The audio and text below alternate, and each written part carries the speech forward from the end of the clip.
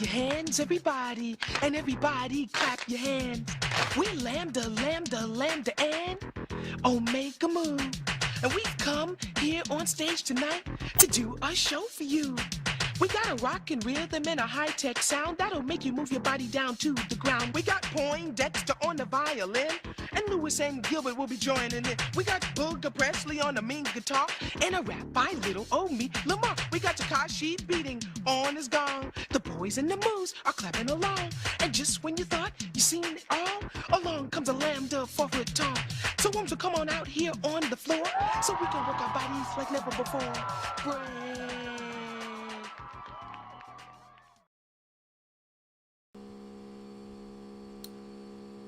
And we're here. Greetings, everybody. Now it says 𝐿 the Alchemist.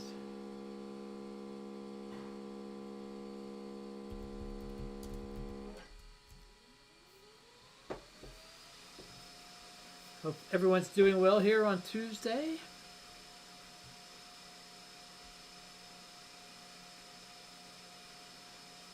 I haven't been here for a week. Andy G, how you doing?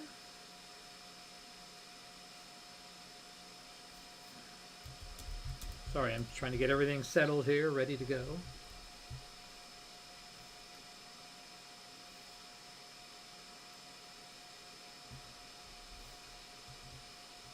Hope everyone's doing well. I got back from Dallas-Fort Worth area late last night.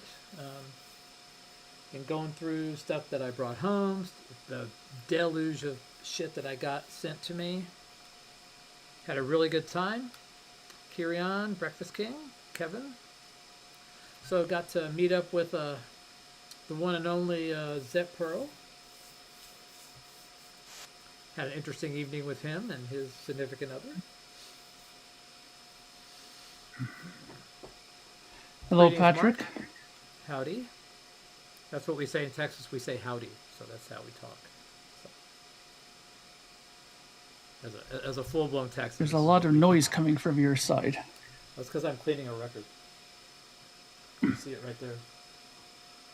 See Oh, nifty, yes, okay. My nifty new little Humming Guru like water injection thing that came in the mail. That thing's freaking amazing. So, big fan of that. So what's new with you? It's been a week since we've talked. So how was the trip? Trip was great. Other than the Cowboys losing, but yeah. So other than that, it was awesome. Yeah. So I noticed there's a bit of a delay between me and you, so I don't know if I should come back in, go out and come back in, or... I don't know. You can. Give it a shot. Okay, let me try, just because there's like a 1 second delay going on. Testing 1 2 1 2. I don't know if there's a delay. I can't tell. Anyway, see if the ticker works today.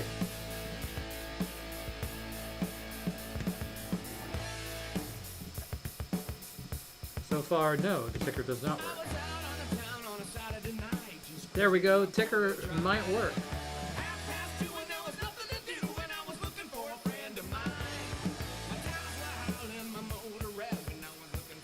Okay. Let me adjust this. Sorry. You know, every time I leave town for like a week, I forget how to like operate. You know, it's like that the whole routine thing gets kind of skewed, and I have to like kind of like get used to it again. It's really weird. Are you back, Mark? Are you here? Are you okay? I am here. Okay. Okay, if I'm that here seems and better. you're here, doesn't that make it our time? Yes. So how was the get together with Vance there? It was great. I mean, we met in Plano. We went to a Belgian pub. You know, they sold a bunch of different beers. You know, it was really. So we got to like drink some cool beers. That was fun. So there was a guy singing. Hold on, this thing's too loud. On my end. so it's kind of like, you know, it's like a U-shaped bar, you know, and then there's this. So we're on one side, we can't see the other side, but we can hear this music being played very badly over on the other side. And so we're just kind of like, so we don't know who this guy is, and we're about to leave. We're sitting there saying, okay, you know, we're gonna take off. You know, we were there for a few hours, and so they were gonna call an Uber. I had to drive, so I was kind of waiting for their Uber a bit. So we're sitting at the entrance to the doorway, and still in the bar, but now we can see the guy who's playing, and he's got a wife beater on. He's got this side boob thing happening. He's really hairy, and it's just, you know, and he's got. You can tell he's like been served a lot. So, but he's just an acoustic, but he's playing like a Misfits song. So Vance is like going, Misfits, you know. So he makes a connection over there, and all of a sudden we're his people. And I'm like going, Vance, and he's just like over there, and he was like this creepy, had these creepy eyes, and it was just like uncomfortable, you know, because I was closest to him. I was like, you know, probably like from like 5 feet away, and Vance is like, and his girlfriend are like behind me, and I'm like going, so I'm taking the brunt of these eye assaults, you know, and he's like, you know, he's like playing to us, you know, and so luckily I ducked out of there. You know, I said, you know what, man, I'm not gonna wait, you know, because their Uber kept taking longer and longer, and I said, man, I got a long way to drive, so I'm gonna go ahead and go. And they said, all right. So later, so Vance sent me a video and told me, dude, after you left, man, that guy stopped his set, took off his guitar, and came over and told us, I think he said something like, you all look like people that I should be friends with, you know? Then he sent me a video of like the guy taking the guitar off, and he goes, this is right when he decided that we were his friends that came over. And I can just imagine how uncomfortable that was, because and maybe he'll play the video when like sometime this week, but man, I mean, this guy was just like really just kind of creepy. It was hilarious, but yeah. So, but It was really good to meet Vance. Really good to meet his significant other. You know, it was really nice to, you know, after, you know, all these years being here, you know, to sit there and like, you know, go over and, you know, meet him and hang out. You know, can finally see who he is. You know. Yeah, it was great. Did he admit the John Paul Jones is all just a charade? So just an act. No, but we definitely brought that up a few times, you know, about, you know, his irreverent love of Led Zeppelin and Pearl Jam. So right on. But it was good. Nice. Like I said, it was really good. It's always good when you can like meet, especially somebody that you spent like, you know, at least like 2 days a week, you know, evenings with, you know, for like maybe 3 or 4 years, you know. So that's you know, so yeah, it's a cool thing, you know. Yeah. Evening, everybody. Peanut Gallery, Mick. Panel guy, I saw that same video of Nugent playing on the street. That was pretty cool. Oh, I need to see that. Yeah, he was just like busking. He had an amp set up. He might have had 2 amps, but he was just like on the street, like randos walking by, you know? Yeah, I saw that too, yeah. Did he make any money? I don't know. I only saw like 20 seconds of it. I'm not really sure if there's a full video. But hey, Kieran, Cleveland, Darren, Andy, Revs, everybody. Mick, did I say Mick? Went to several record stores. Actually found one in Dallas that was pretty good. So two that were decent, you know, that I'd never been to before. So Any big purchases, big finds or anything? I did get a. Hey Ed.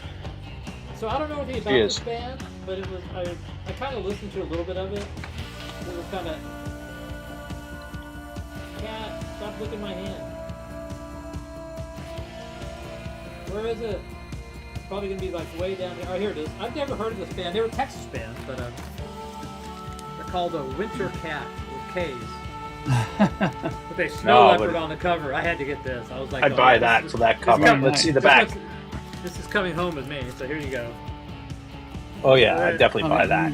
Oh yeah, that was a no-brainer for me. I was like, oh, I'm taking that bad boy home. Yeah. What's that, like 81? I think it's 83. 83? They look a little 80s, like almost like late 70s kind of guys. Yeah, they're 83. They're 83. They're from San Antonio. Nice. I haven't listened to it all, but I mean, yeah. I wonder if Eddie knows them. This one? Yeah, it has a. This is a U.S. pressing. It has the fold-out cover and everything, and it's actually autographed.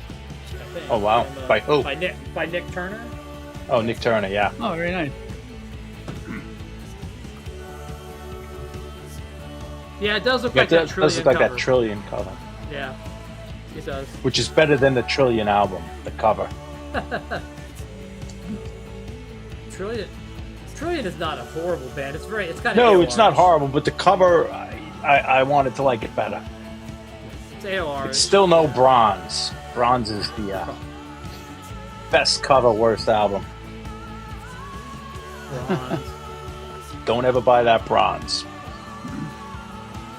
I think I I had bought that it bronze. twice. I bought it twice, and then like every time I pick it out, every like 5 years, I say it can't be that bad. It looks so cool. Nope. I think I have that bronze too.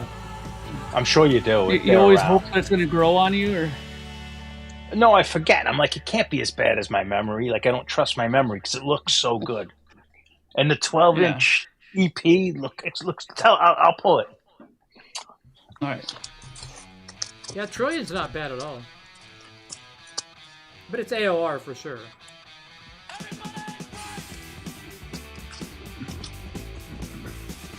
Yeah, I got the 12-inch EP, same cover, but tell me this does not look good. Yes. Taken Yeah. by storm, and this is the That's a great 12-inch. Like you didn't like send down an angel. You know, they look like a Swedish. Yeah. It is awful, awful, absolutely awful.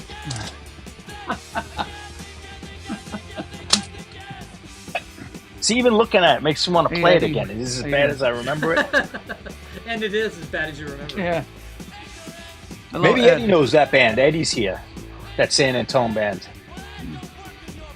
No, do you know Winter Cat, Eddie? Do you know this band? Hey, Malea. I'll make you big. Hang on. There. Show it again so you can see it properly. There you go. Winter Cat. Very nice.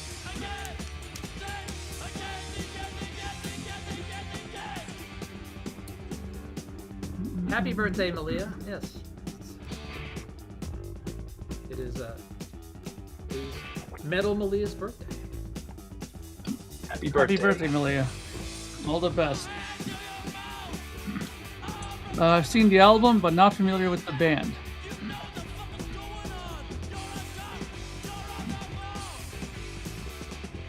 I wonder if they're some, like hidden secret. Yeah. Hey, Steve. Hey, what's up, guys? Hey, Steve, how you doing? You've been busy. Looks like I've been doing the same thing as Patrick. I see you got your little water spout there, huh? That thing is awesome, man. That is. I like know, I love it. You can see mine in the background right there. I've been doing 7 inches too. I'm like going, you gotta be kidding me. This is like, I undersold how much I was gonna love this thing. It is like absolutely. I didn't think I was going to like it as much. Amazing. I've done like 25 7 inches so far today. Yeah. Oh, wow. So, I mean, it so what's is- the big advantage for us people who don't know anything about this? What's the advantage You of the just water? press a button and it fills it up in like 5 seconds and you drop the 7 inch in. You don't have to.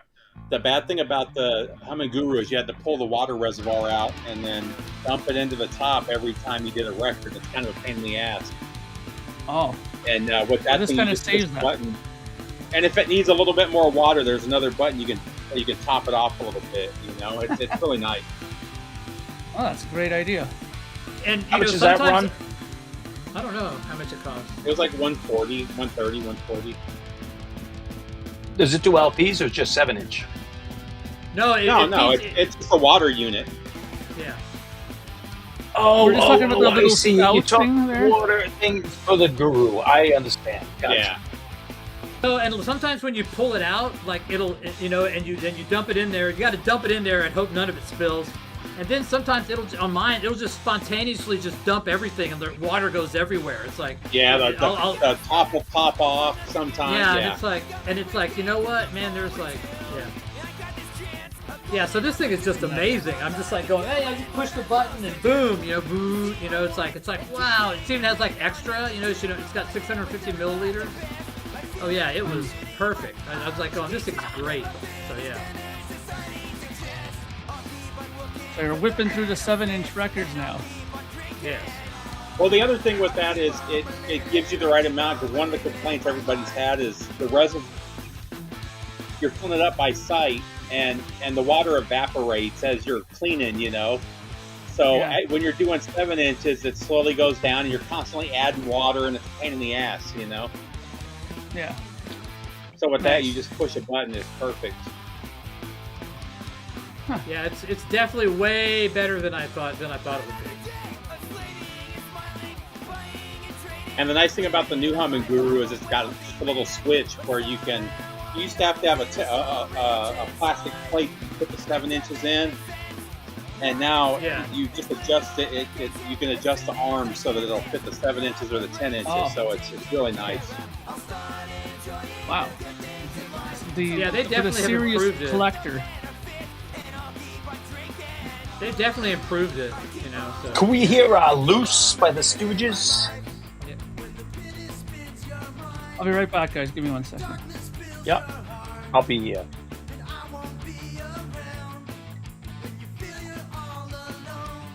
Hang on.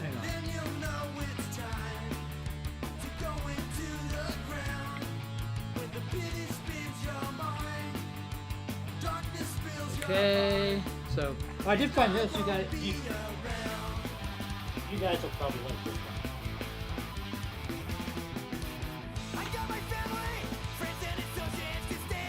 Where the hell is it? There it is. Pick this up. Oh yeah, Nice. Yeah. Classic. didn't John already send that to you? I don't know. I just decided I saw. I feel like I sent them the first two. Yeah. pretty But either cheap, way, so- yeah. Margin Walker's great. Yeah. He's just one of those guys. Any of the Ian MacKaye stuff is. I've never heard anything that he released that was bad. Actually, we just played Minor Threat like 2 songs ago. Oh really? Yeah. There you go. I mean, it was on when I popped in, I think. Bayrum. Have you sent him the Teen Idol stuff?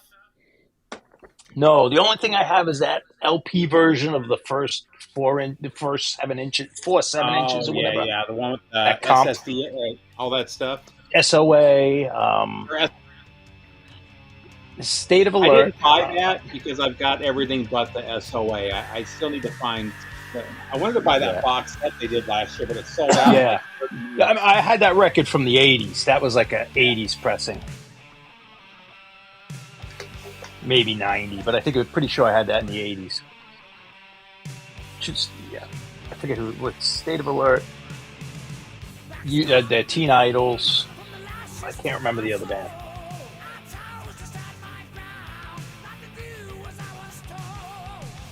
Was it the Minor Threat 7 inches or? I think it was the don't Teen remember Idols, all the right? Yeah, well, yeah, the box set. The box set had everything, like all those 7 inches. That looked amazing. I remember when it came out over the pre-order.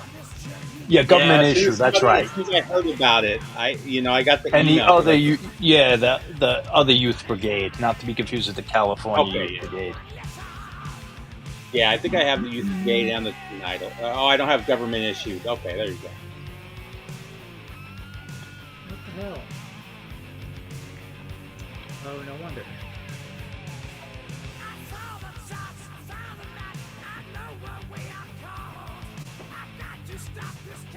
So what happened? What y'all do while I was gone? Anything fun? I've been working. It had been going nuts. Just everything. Picking my son up from college. And my daughter had a birthday, 16th birthday. My wife's busy, you know. It's the first beer I've had since the last time I was here. Been working on numerous things, my stuff and a few other people's albums, and now I may even be doing another record with somebody else now too in the new year. So Nice. looks like 2026 is going to be busy for me this year. So that's this good. coming year, that's good.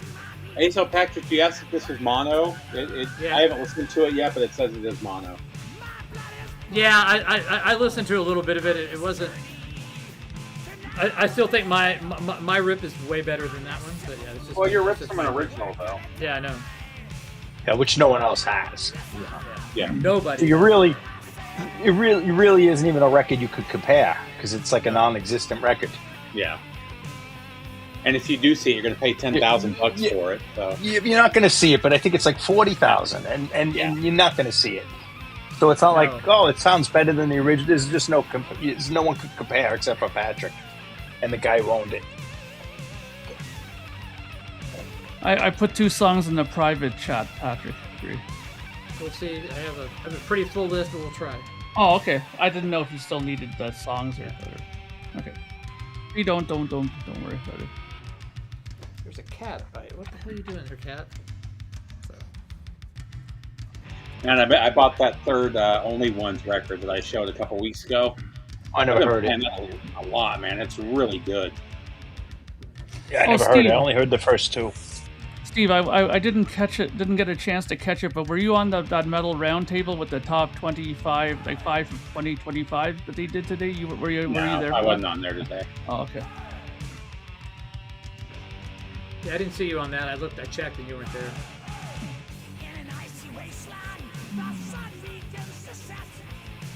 So Vance said he might text in, so I'm waiting for him to.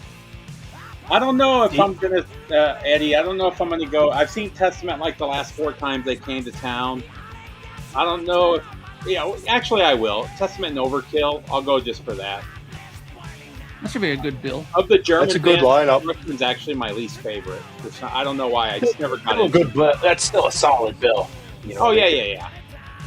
Last time I saw Overkill, though, man, Bobby's voice sounded so good. Him quitting smoking and drinking and working out, man, he just turned himself around. It's crazy. Yeah, it's funny what that can do to a voice, eh? Yeah, some of it's genetic. Like, you just got to be lucky because some people Some guys, though, like, I don't think James Hetfield's voice is as good since he quit drinking. I think his sounded better when he was smoking and drinking. It does, you know what I'm saying? It sounds fucked up, but, No, I totally know what you mean. I totally understand. Yeah. He's also almost, I hate to say it, but he's almost a parody of himself. Like, he this, he does, Shock on the Side would be he great. sings like James Hetfield, like, not quite a parody is a strong word, but I'm happy for the guy, man, because he an was exaggeration of himself. He was in rough shape at one point, so now that he's, yeah. He's in good shape and he can continue to do what he's doing. Hats off to the guy, man. This is such an underrated record, man. Yeah. I get the criticism of Canterbury, but man, Borrowed Time is a great. I like Canterbury. I guess it was just a letdown. It was just a letdown from that first album. I think I love that song, making music. I love. Oh yeah, I love that. I have a single of that, and it's kind of like it was like their commercial, like it was like they want to be their pop song, but it's so catchy. On the first record, they don't sound like anybody, but on this record and Canterbury, there's a lot of Led Zeppelin. Yeah. A little bit of Zeppelin on the first with his singing. I mean, it's not overt. Not like later, though, Yeah, but they definitely had their own sound for a young band in '79. Like, they were right there next to Maiden as original. Like, the guitar tones here on this record sound a little bit like Def Leppard, yeah. Def Leppard were a huge influence on British metal. Even the bands that they weren't, but but like even the bands, Def Leppard got so big so quick. Like Tokyo Blade, you could hear the influence of every band kind of almost drawn to that sound a little bit. Yeah, well, even if it wasn't intentional, everyone went a little, like Tigers of Pantang. Everyone a little towards the Def Leppard sound. But if you think about it, it's mainly because, well, I'm not gonna say mainly. Even Saxon. Usually, when bands get successful, the other bands want to kind of get onto that path to see maybe they can get a little bit of that into their sound. Yeah, I'm not sure how much was conscious or just happened. Kind of like when Master Puppets came out. Also, bunch of metal bands, classic metal bands, thrash, like everything started sounding a little bit more like Master Puppets, even if it wasn't intentional. It was just such a landmark album. People follow what works, right? In hopes of getting some of that too, right? Well, it gets crazy too because you look at bands like Raven, who influenced Metallica and all the thrash bands, and instead of going that route, they went the Def Leppard route. Which you know what I mean? Yep, bad. Had they gone heavier and thrashier, they would have blown up, but they didn't. Or if they just stayed the exact same, and they would have been like mid-tier troopers that. Yeah. You know, but like Anvil, it was Anvil. Who were the bands? Anvil, Saxon, Raven, and Girls School all went to commercial, and they lost the plot. Then they tried coming back, but it was too little, too late. Yeah. And now they're all classic bands, but they could have been trudging along. Oh yeah. With total respect the whole time.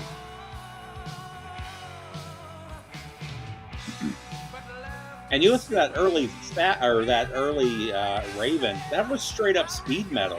It was so fast. Nobody was playing that fast when they first came. Athletic rock. Yeah. Athletic rock. Yeah. Athletic rock. That's what they called it. They're in their even had that album 60s, and he cover still wears the knee pads and the you know, electrical Athletic tape rock. tied around their They're sleeves. so much fun though. Yeah. Didn't they have like a hockey helmet on in one of the pictures? Yeah, that's Wacko, when the drummer. Yeah. WACKO, is that his name? WACKO? Yeah. But I can't say a bad word about Raven. Even when they attempted to go big, they were on Atlantic. There was, I don't know how much was their fault or pressure. And we got to play with them when I was in Pile Driver. We met the bass player guy had his 8-string bass, and our bass player at the time, Rob, he loved Raven. He was like, it was like his big thing that he got to hold the guy's bass and play it a little bit. It's a really wicked 8-string bass guitar. Like those guys are really good musicians, you know. Definitely not jock rock. They still play the same instruments that they were playing in '85. It's crazy. You know, we talked to him about it when Scott was out here. We asked, why don't you buy new guitars? He's like, it's the look, you know. You can't. You can't. It's like Eddie, you know. You can't not have the look. Yeah, and I mean, you're used to it. You get your DNA etched into it pretty much. Yeah. It's like you feel comfortable with it, you know. And now they got that Fear Factory drummer, and they're playing as fast, maybe faster than the stuff in the early '80s. It's crazy what they're doing now in the '60s. The only thing, records have been great. The only thing I don't like the headphone, the mic. I can't the take headset that. mic, yeah. Headset mic. I can't do it. I mean, I understand because he's moving around and everything, but I just don't like it. That's the Kip Winger mic there. Yeah, it does not work for me. Dickinson is running a marathon on stage, and he's still got the mic in his hand. Yeah, but he's not playing. Well, he's not playing. Yeah, he could hold it. Yeah. But if you think about it, though, he also plays so fast, and he's singing. You know, it's not like a lot of understand it where they slow down. I mean, he's flying on the guitar. Yeah, I understand it, and I don't knock him. I don't fault him for it, but it just bothers me. Not fair to them, but yeah. And it's actually in my truck right now. I was listening to it Sunday. Yeah, they just did an anniversary. It's 5 new songs and like 3 live tracks. I really like it.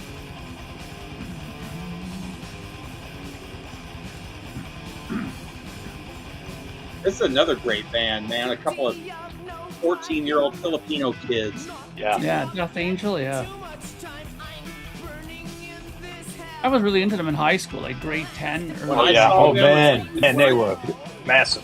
When I saw them a few years ago with Testament and Exodus, they blew Exodus and Testament out of the water. I mean, they were. I remember you saying that. Awesome. This was solid, like second wave thrash. It wasn't even second wave. It was just. They were around. Yeah, they were around in like '84. I called it second wave because it's not like the big 3, but really, I mean, it was just a year later, 2 years later. Gary King talked about, I saw an interview where he was saying they used to sneak him in the back. The drummer was only 14 at the time. He was the youngest member, and he couldn't legally get into the bar. So they would sneak him in the back carrying equipment, and, and he would jump on the drums.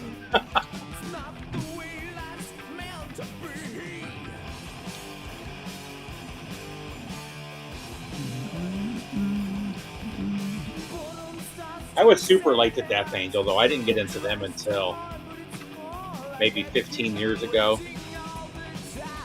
It was one of those bands I always heard about, but... They're from the Bay Area, though, right? Yeah. Yeah. And it's funny when I say they were the young kids because they were 14, but I mean, the guys from Metallica and Slayer, they were 17, 18, 19. They weren't old either, you know? Yeah, they might have been in their 20s by then, though, right? By 88? Well, yeah. well, no, 88. Like, Death Angel were our age. Like, I remember, like, and they had their shit together. Like, I couldn't imagine. I mean, I guess there was, like, brothers in the band and stuff, right? A couple of the guys were brothers in Death Angel. I think they were all related originally. Yeah. It was like, I mean, there's no way, like, I could be in school and say, like, oh, I'm going on tour with, like, my metalhead friends, and my parents be like, all right, you're going to play bars at 15. Like, and not just touring, they were playing with Testament and Slayer and Metallica and Megadeth, you know. Yeah, I think you're thinking of Confused, Malea. I think that's the song. Confused about confused? Yeah, I know they're all like neighbors and like related. I think it was two brothers, and the other two members were their cousins originally, and I think two brothers left now, and other members now. Yeah, maybe cousin. Yeah, I don't remember. Here's another good album, The Scream. Hung out with these guys in Amarillo. I've told that story before. Amarillo. Amarillo. Going back to Amarillo. I don't like the new stuff he's doing, though. What's that band he's in now? Who, John Corabi? Yeah. I don't know what he's doing. Dead Daisies.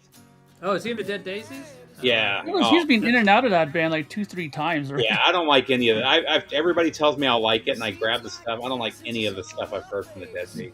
So that's the guy that's the guy whose parents started the Westfield malls, all those malls. That's like his family. So that's John Corabi.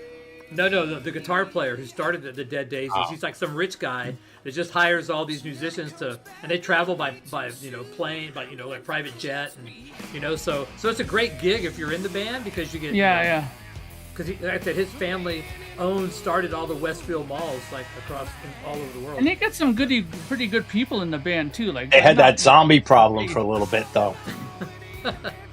Yeah, Glenn Hughes was in that band. Brian Tichy, Joel Hoekstra. A lot of good people.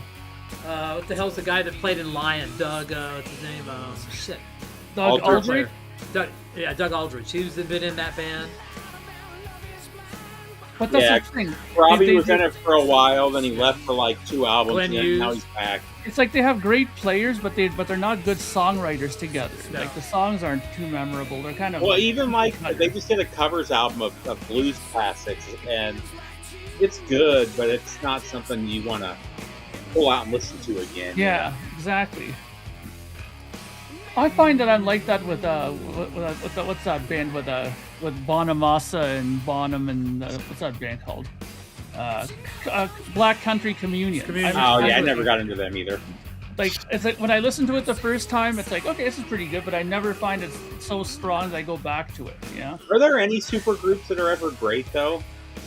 Blue Murder, Asia, the Cream. Yeah, Cream was different though. If there's super groups. ELP. Cream was guys that were getting together and just getting bigger and bigger and you know what I mean? There's some super groups. I just can't think of. We'll come up with some. I love the Cream stuff. Come on, Contraband. That was a great. Cream was like a stepping stone for those guys because all those guys got huger after but Cream, you know what I mean? Wasn't Shanker in that? But Clapton was a legend though, like from the Yardbirds and John Mayall. Like I mean, not a legend like Hendrix became. Well, hell, like, even the Yardbirds. As far as for guitar players, how many people went through the Yardbirds too? Yeah. Same thing with the Blues Breakers. Yeah, those are two came out of there. Peter Green came out of there. Bands would be all over the Crooked Vultures as a supergroup. So yeah. Oh yeah. Yeah, the Highwaymen. Yeah, as much as I love all the guys in the Highwaymen, the full albums are not great albums. Though there's some really good songs on there. How about the Highwaymen? Bogart Apathy, perfect, nice. Circle Jerks are almost a super group, right? The singer from Black Flag, Chuck Biscuits. I'm trying to think. But they were all like from other bands. What about Perfect Circle? What about Perfect Circle? I guess, yeah. Yeah, because you had James Iha and... Yeah, Beck Bogart a Chickenfoot. piece. Yeah, that's Yeah, a I great. thought Chickenfoot kind of sucked. So you could say California Breed, but they weren't a super group till after they broke up because Andrew Watt, nobody knew who Andrew Watt was until after like California. Yeah, Breed that's why died. I wouldn't say the Jeff Beck group was a super group because Rod Stewart was nobody. That's his first record. Yeah. Ron Wood was in the Byrds, so he's a scene star, but he wasn't like a superstar. Yeah, but the Beck Bogart Opposite, they were. Yes, that's a super. I'm not arguing with that. Yeah. But they weren't very popular. So Yeah. No, but a lot of these ones aren't popular. Yeah, the Damn either. Yankees, that first record, that's a good example too. That was Well, Yeah, I mean, multi-platinum. the drummer Traveling wasn't really- Wilburys. Traveling Wilburys is a good one too. Was Dean Castronovo the drummer on the Lords of the New album? Church. On which album? On Not necessarily Damn great Yankees, band, no. Damn Yankees. I like those first three Lords of the New Church. Yeah, I love wouldn't those say they're a records. great band. I love them, but Yeah, I love those first three.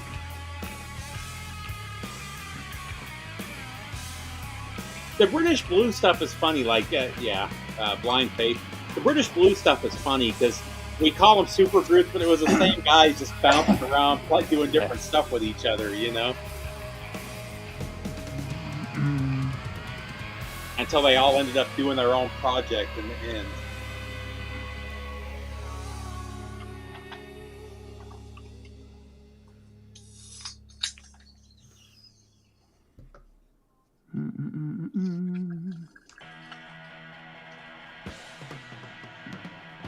I don't know. I don't think Damn Yankees was better than And Boy Dudes. And Boy Dudes. Well, you know, any band that has Bobby Rondinelli on drums, that's a super group right there. as far as units sold, that's the most successful Nugent album. You know, What's that? the Damned Yankees. Oh, You think yeah, that's for better sure. It's more than Stranglehold? I think How so. about I think that was his Double biggest Life- selling record. Double Life Gonzo was pretty big, but and that's a double. Yeah, the Doom can't like. I know they had Lemmy, but it's just the Damned. You know, it's not. And then what But was I'm not going to what was, argue with you. You know, what was the rockabilly group he did? Something Cat? With the Lemmy, Head Cats, What is it? Head Cat. Yeah, Head Cat, yeah. I guess then you'd say Earl Rocker and Slick. Do you remember that one? Or no, not Earl. Rocker, Phantom Rocker Slick. That's it. Earl Slick. Yeah, Phantom Rocker and Slick. That wasn't really a super group. No, that's what I'm saying. That's what I'm bringing it up. It's not really like Robot. Robot. Is a guest. That's more of a guest album. Yeah, I that think. was the guys that all got. Yeah, it was all. Yeah. That's a record I bought when it came out, and that's another one I had the vinyl, and they said, "Oh, there's the CD. Let me buy the CD instead of the vinyl." I think it had more songs or something. So I wish I had that on vinyl. Not that I listened to it, but I wish I had it on vinyl. What, the Probot album? Yeah. Yeah. I bought that when it was brand new. I'm like, "Oh, King Diamond's back," because he was kind of like forgotten about a little bit. Oh, so I have a funny story. Lemmy was on it, if I remember. So I was I ate lunch with my friend of mine who's the singer for the last band I work for. And he lives in Oak Cliff of Dallas, which is like a regentrified, hoity-toity part of Dallas now. So there's a record store there that I've been to once before a few years ago. It just opened up, kind of well curated, but very expensive, and just kind of one of those hipster record stores, that doesn't really have any, like their wall is full of like new records, so they don't even have like a, which is fine, so we're sitting there and It's I'm how you browsing. start. If you're not you're not buying collections. It's how. Yeah.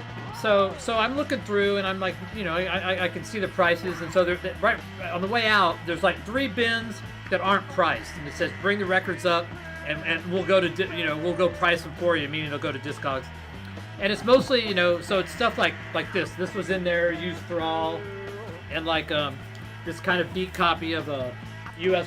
copy of Vandergraaf Generator. So I got 4 records, and I took them up there, and so the girl goes, okay, I'm gonna price these out for you, and I'm like going, all right, whenever that happens, I know something bad's gonna go.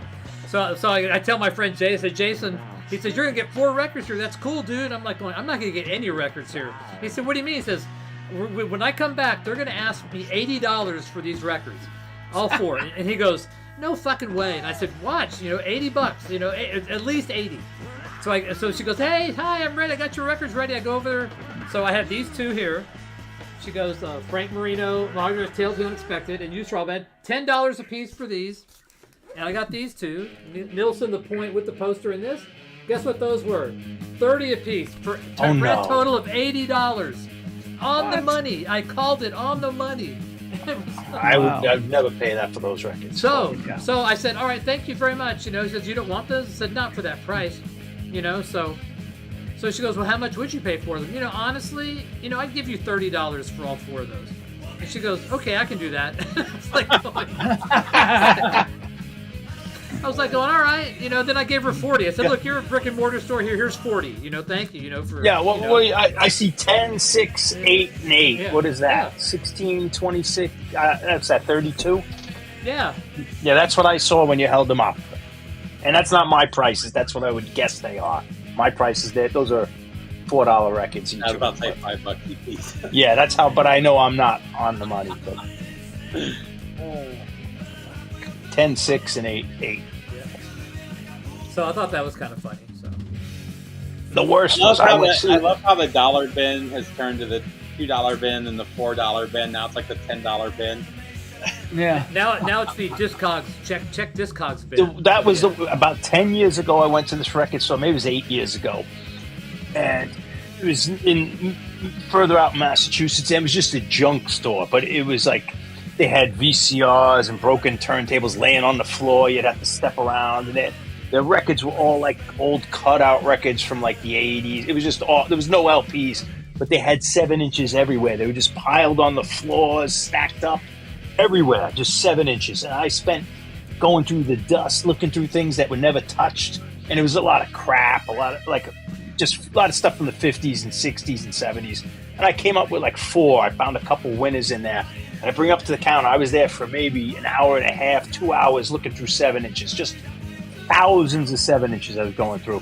I brought him up, and the old guy, he's like, don't step on the turntable, like whatever. But anyway, he goes right up to Discogs, and Discogs wasn't like the biggest thing. And he looks him up, he's like, oh, this one's $12. I'm like, he's a fucking, like, I'm thinking they're all 99 cents or 50 cents.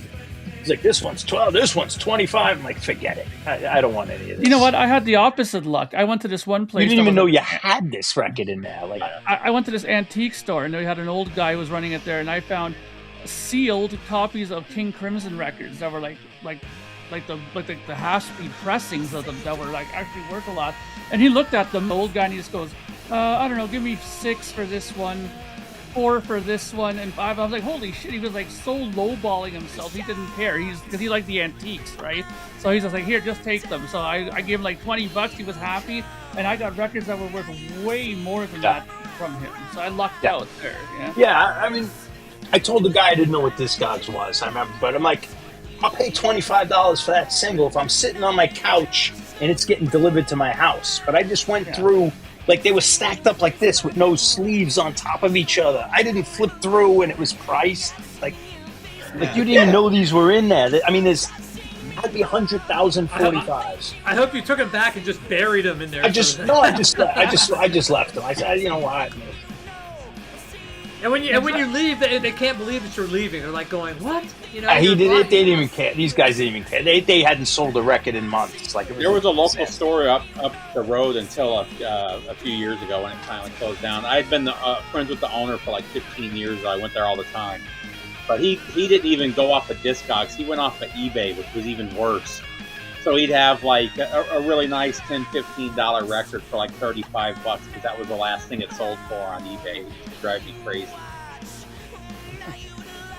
Raymond, I was filthy. I was on my hands and knees, like, and piling things, and then like so they wouldn't fall. They were on the floor. Like, I couldn't tell you.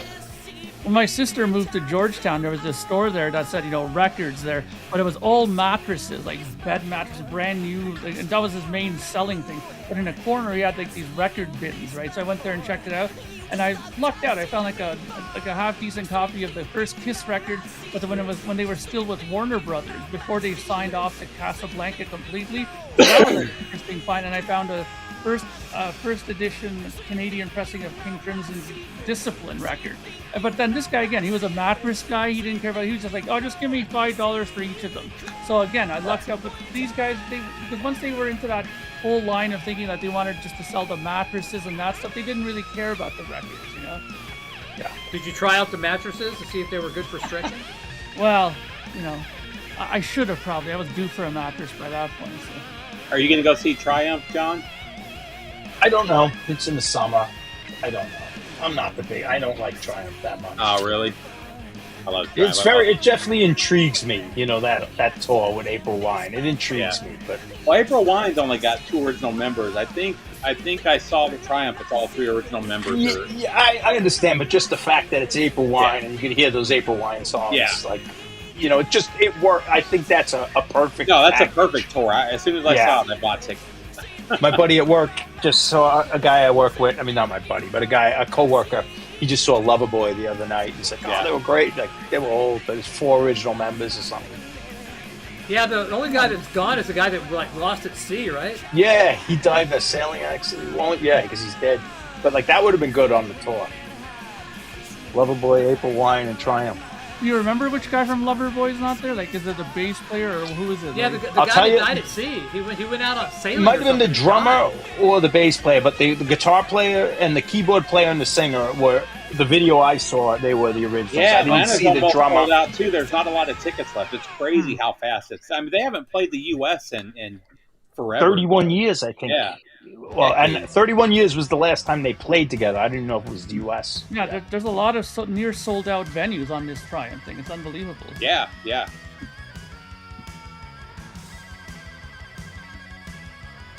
When they did the pre-orders or the pre-sale tickets for Sault Ste. Marie, that was almost sold out the same day. It was unbelievable how quickly that. Well, that's like they're doing.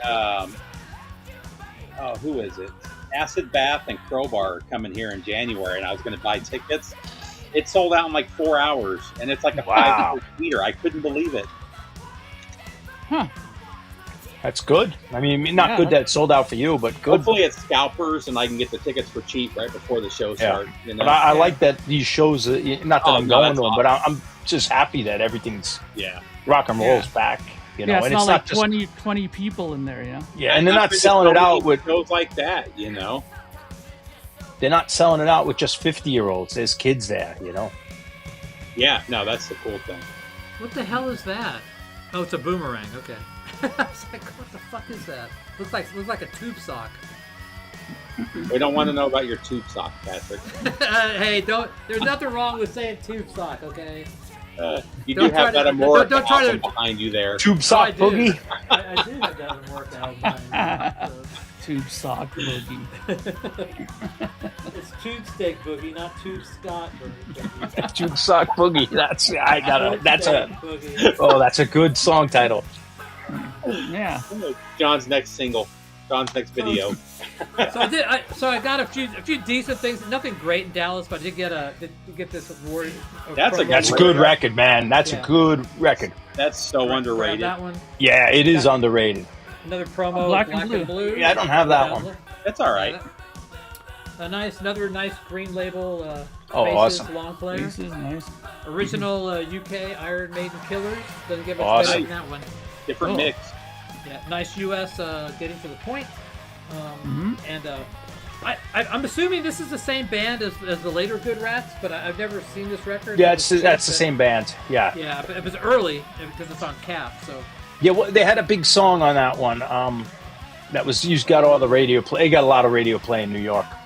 That's the main one I know is that record. It's got We Are the Good Rats, Joey Ferrari, For the Sake of Anyone Got the Time, My Back is Aching, The Hobo, If You Stay By Me, Gotta Get Back, The Truth Is Gone, and Family Portrait. So maybe not. Yeah, I don't recall.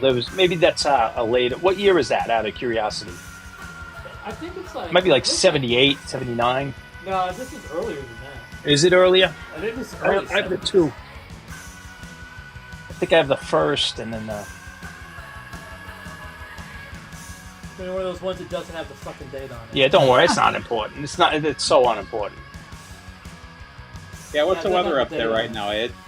Bastards. It's been in the teens and 20s here, so it's got to be cold up there. Oh, here's one that I wasn't sure about either. I just bought this just because it was cheap and it was the cover was beat, so it was. Yeah, that's all right. Yeah, Widow gone too far. Widow. Who's that? Which Widow is this? Oh, I don't know this Widow. Yeah, Is that Black Widow when they turned into Widow? is it? I think. No. No, I think it's Hold just on. Widow because they have a couple records. Are you thinking about like the Black Widow, like Sacrifice? The Yes, album I Sacrifice? think they came back in the '80s called Widow, and they did have a chick singer, did they not? Or am I thinking of? I'm thinking of Coven, but Black Widow came back as Widow. I doubted you with that Edie Brickell thing, so I'm just gonna say you could be. No. I've never seen that record, but Black Widow came back in like '83 as Widow. Like they tried to do that resurgence when the heavy metal was having a No, resurgence. it's a band I from found Seattle. got a nice Okay. OG. Oh, nice. So yeah. So Can't those go were wrong with that. those were the highlights of Black- Dallas. So. Black Widow came back though in like '83 out of nowhere. Yeah, that version he's got from '85. Hey, Okay, maybe they weren't called Widow, but were they? I know Black Widow came back. I thought they were called Widow. Do you know this? Do one? I know this? Frenzy, I have this single. I think I have a boot of this single. Frenzy, I'm pretty sure Well, I do. he also has this comp. Yeah, I have the comp. Oh, let's see if I have this. Oh wait, did they do a single of this one after the comp came out? They did a couple singles off of it. Okay, yeah. Frenzy. This is the last time and Gypsy Dancer. Oh, I don't have this. I have 2 other songs. Show it again. There? Oh, there. Frenzy. This is what the single looked like. You know, it's the sleeve. Very nice. So I don't have this song. I thought they only had 1 single. I guess. No, Or it's a different Frenzy. I doubt it. Yeah. So how many albums does that band Fist have? Which band? Yeah, the UK one. Oh, they got like 4 or 5 records. That's the Yeah, Canadian. they have a lot. That's the Canadian one. Yeah, Fleet that's the one- Street. Lord Fleet played Street. with It's for a got the while. barber pole on it. That's a good record if you see that one. But other That than one's that, worth it just for the Hot Spice song. yeah, Hot Spike. So good. Oh, that Good Rats is from '69. Thank you. So that's the first album. All right. There's definitely a song that was on the radio from that. I just couldn't recognize the So did you tour titles. with them, Mark? Well, Gord actually played with Fist for a while. He was Oh, one did he? of their touring bassist for a little bit, and then after that, he started doing all that stuff with with And what they change their That name guy. to, like Mayo Fist or something? Yes. Yeah, he told me the story Misto about that. Fist or Mayo Fist. Yeah. Yeah. Probably because of the other fist. It was because of Yeah. the other Fist, yeah. Yeah, But if I recall, it's just that one guy and he had a revolving yeah. thing of members. Yeah, Fleet Street was a good record, Darren. Like actually like a legit heavy metal record. Me and Aaron had a big thing going with that record, man. He's like, Yeah, he I did a love video that and he's like, this record is absolutely, it's the worst record in my collection. I was like, bro, listen to it again. It just, One of my- I was like, listen to that song. It's so bad, it's good. And he, Yeah, one of my early videos when I used to Yeah. kind of take the piss out of records, I definitely had that one, and I talked about each Yeah. member like I knew what they were doing, and But Aaron, this messaged guy me was the back and biker. He's like, I hate you for making me like this record. Okay, so I guess I will explain the man down thing. Vance was supposed to come up here, but so apparently after I had dinner with Vance, he went back home, and in the middle of the night he had really bad stomach pains, and he ended up going to the hospital and having his gallbladder removed. Oh no! So he's literally still in the hospital. He should get out tomorrow, but he like texted me today because I'm like going, wow, I haven't you know I haven't talked to him since we went to dinner, you know, and so.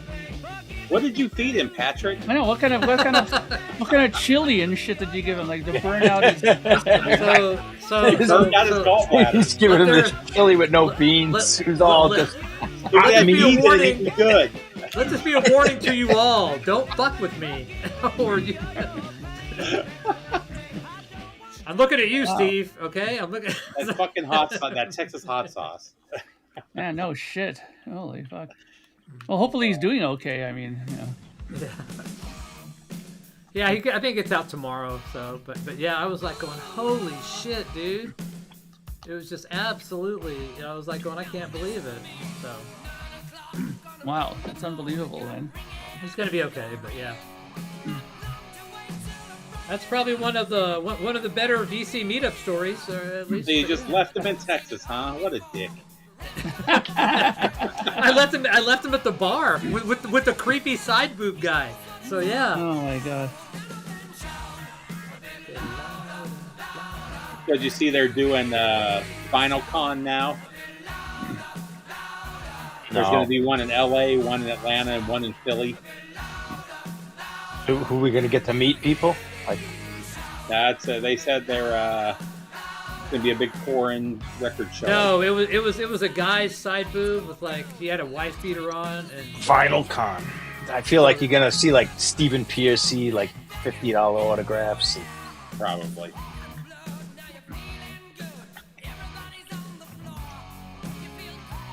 I tried to see how much the vendor prices were, and it wouldn't even give you the price. You had to like give all your information and all that shit before they even. I was like, fuck that. I'm not. I hate that. Yeah. When you go to websites, you want to find something, and I want to do a mortgage calculator, and they're like they just want your information. Yeah. Okay, so one quick thing: is he in a hospital in Texas or back in Chicago? No, he's in Texas. Okay.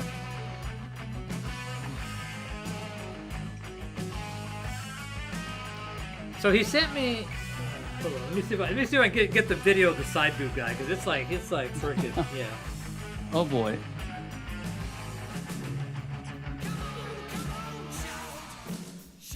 Whoa.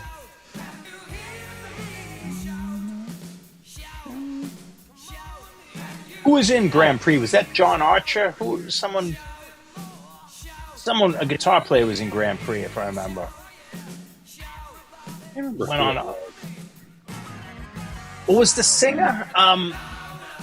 Was it Rob Rock? I can't remember. Was the singer? No. But was the singer from Uriah Heep in Grand Prix? Bernie Shaw. Bernie Shaw, the singer from Uriah Heep. Okay, and Robin McCauley. Rob McCauley. That's what it famous was. Guy. Yeah, Bernie Shaw. I just remember the Samurai one, and I see it all the time. I don't know how this is going to translate here. You really can't see. Oh, that's what we're listening to right now.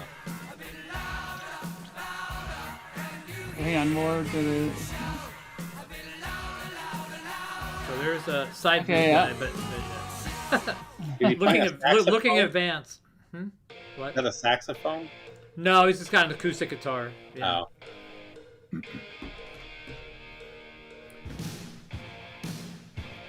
Yeah, I'll have to like Vance can show it on his phone, so it's probably. So here's a great example. So that record store locally that I told you about that had the eBay prices, they had this record sealed, and they wanted like $70 for it. It's a $10 record, you know.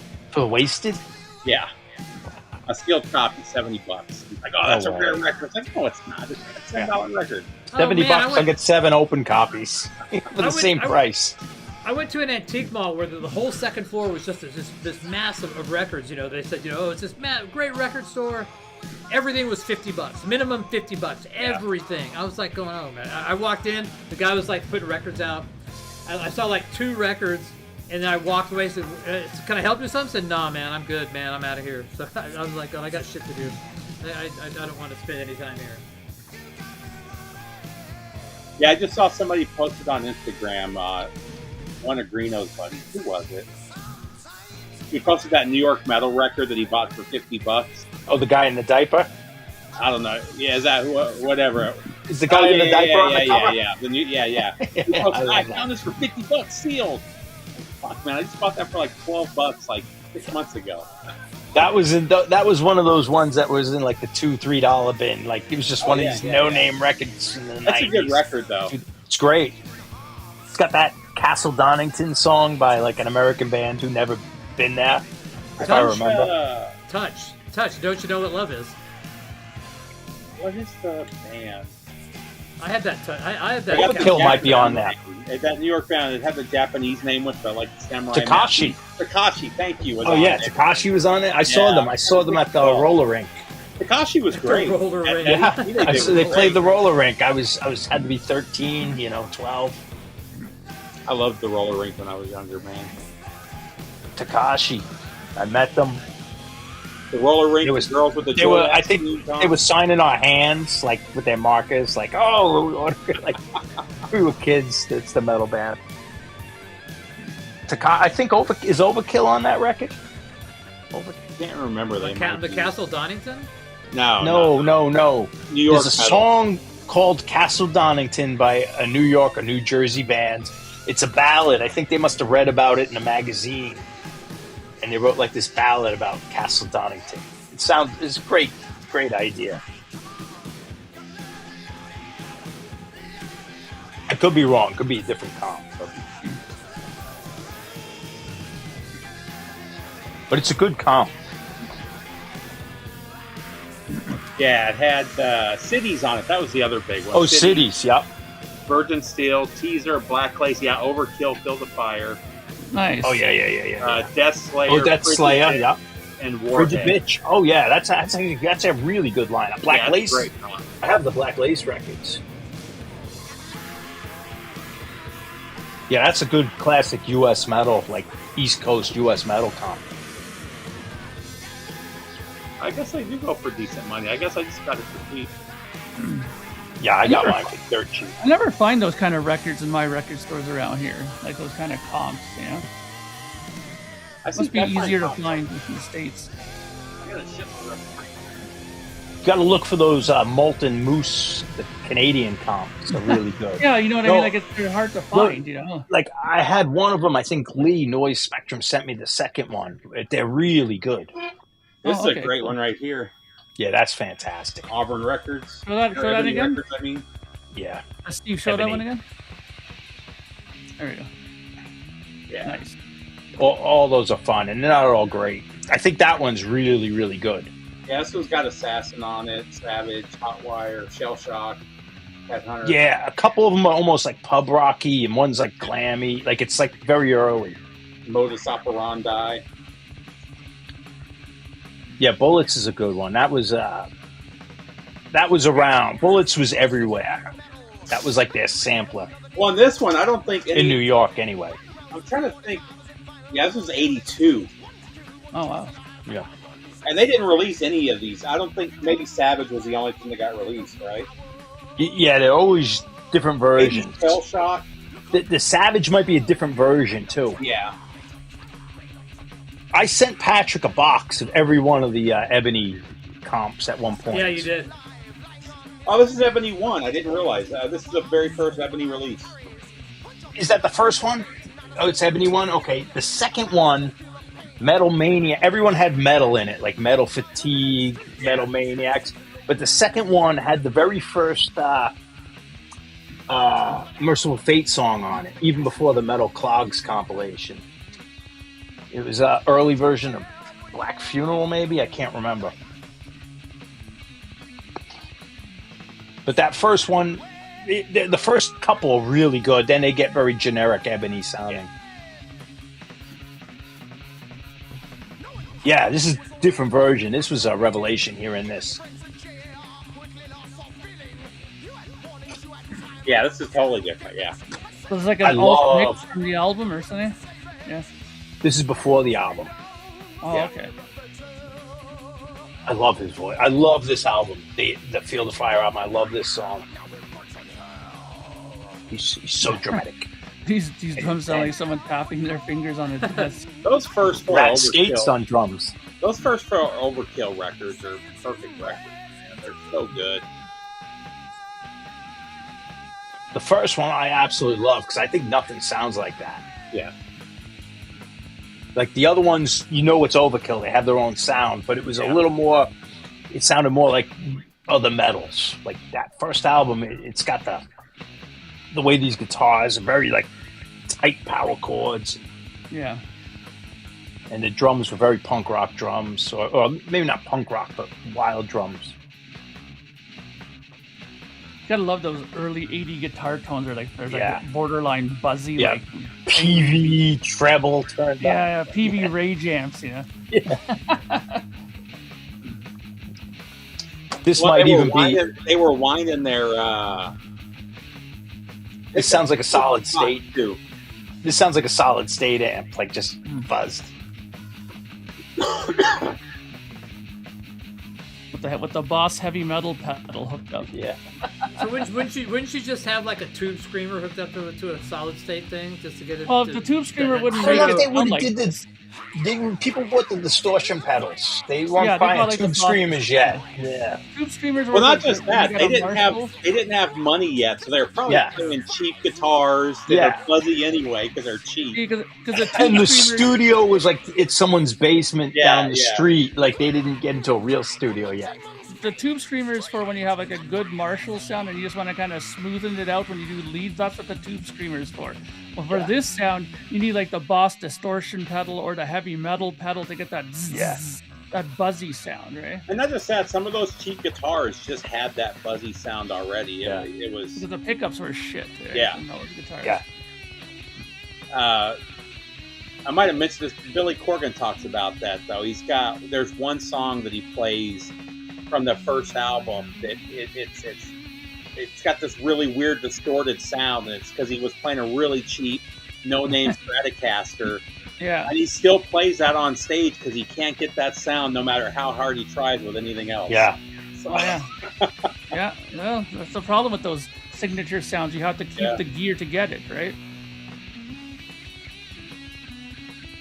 Those like microphonic pickups where you hit the pick and it picks. Yeah, oh man. You know, it picks up everything. Yeah, the unpotted pickups. Yeah. And it, like when we were kids, like I'd think like, oh, let's put the pickups closer to the strings. It'll make it like heavier, like. Or you pick it up and you start talking through it. You get that distorted vocal sound. Yeah. You could tell with the pick, you'd hit it, and he's you hear like tap tap tap tap tap. Yeah. It's probably only wound like 20 times. But the main problem is they didn't wax dip them. That's what prevents the feedback. Yeah. And those old pickups and those cheap ones, they never do that, right? So they're microphonic as hell, right?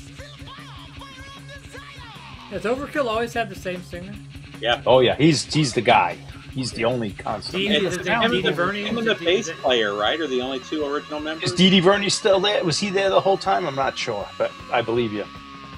I'm just Bobby Gustafsson was the guitar player. Rat Skates was the drummer, and Dee Verney was the bass player. So who's the singer? Bobby Blitz. Yeah, Bobby Blitz. Oh, that's right. Yeah. Too many Bobbies in that band.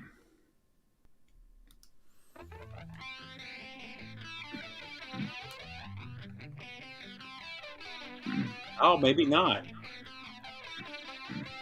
Is he on the EP?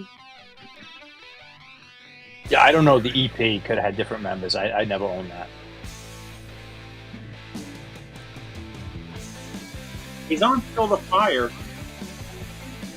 Oh, I know that. Yeah. And it looks really cool in the photo.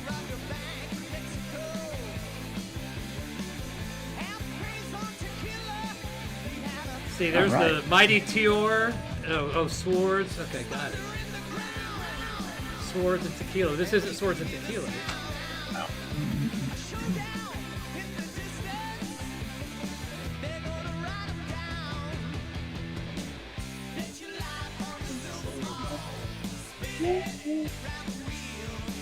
Yeah, so Dee Dee is the original bass player. So they're the two originals. They both in advance of 1980. Wow. 1980. They had to still be in school. Oh, I'm sure. I think they were little. I think Eddie Trunk said they would drop off tapes into his his parents' mailbox. Wow. You know what? No. Bobby was born in '59, so they were 21 when they started. Wow. Yeah. I would never have guessed that.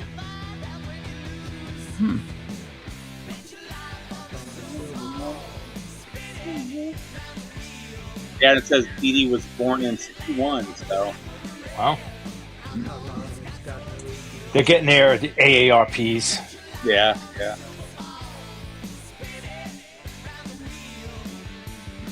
Great fucking song. Probably one of the most unluckiest bands ever. But, yeah. Oh my god, dude. They right up there with like Badfinger. The original bass But player is the only one that's still Badfinger alive. made it. This band never made it, and they deserved to make it. So it's Yeah, like they yeah. lost. Even if they all were still living, they would be the unluckiest band. I just This And record- what's sad is every major metal band loves this band, you know? I've never seen this record till this one shop in Dallas. Yeah, that was the second record, wasn't it? Yeah, it's all right. I've never heard it. Yeah, I've Yeah, I never have heard it. It's all right. The only thing I like Hollywood Tees, and I like the Kiss cover. Do you love me? Or, is it Do You Love Me? Or Hollywood I can't Teens remember. is on the other record. Not yeah, I know, but those are the only two songs I think are that good, are good to listen to. I was shocked when I found the single for this one for Outlaw. Yeah, I think get a Jeff. but I put this in my top 10 favorite heavy metal records. Oh, dude, it's so It's good. criminally underrated. I blame the Maybe other top bands, five. though, because all these other bands talk about how they were inspired by Riot. None of those bands fucking took them on tour. Yeah. You know? Yeah. Yep. Yeah, that's true. They could have really helped them out doing that, you know. Yeah, you never saw could have. Metallica wearing a Riot T-shirt. Like you just never. Yeah, it's because it had a fucking seal on it. Yeah, yeah. Fair enough. Fair enough. Yeah.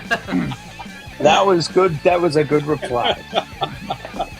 They're one of my favorite bands, and I would not wear a T-shirt. Yeah, yeah.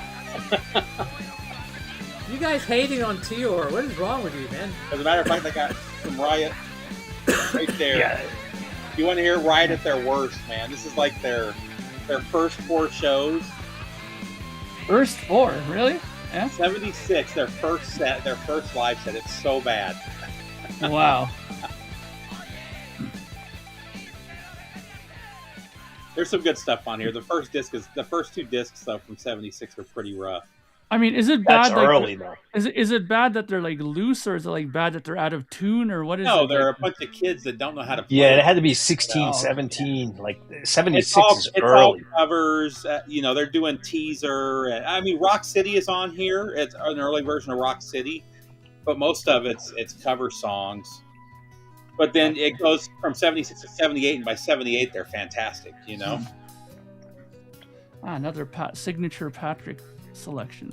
And these guys were I love these this guys album. were a couple years ahead of the 80s metal sound. Yeah. They were doing it in like 79, which it doesn't sound super early, but that's super fucking early. You Super know? early. And American heavy metal was very dumb. Yeah. Like it was very simple, like Round and Round, You're High in High School, like Twisted Sister. Everything was kind of, I don't mean it in a disparaging way, but it was very dumb and simple. Like, It wasn't as Clumsy, It wasn't as like a- matured.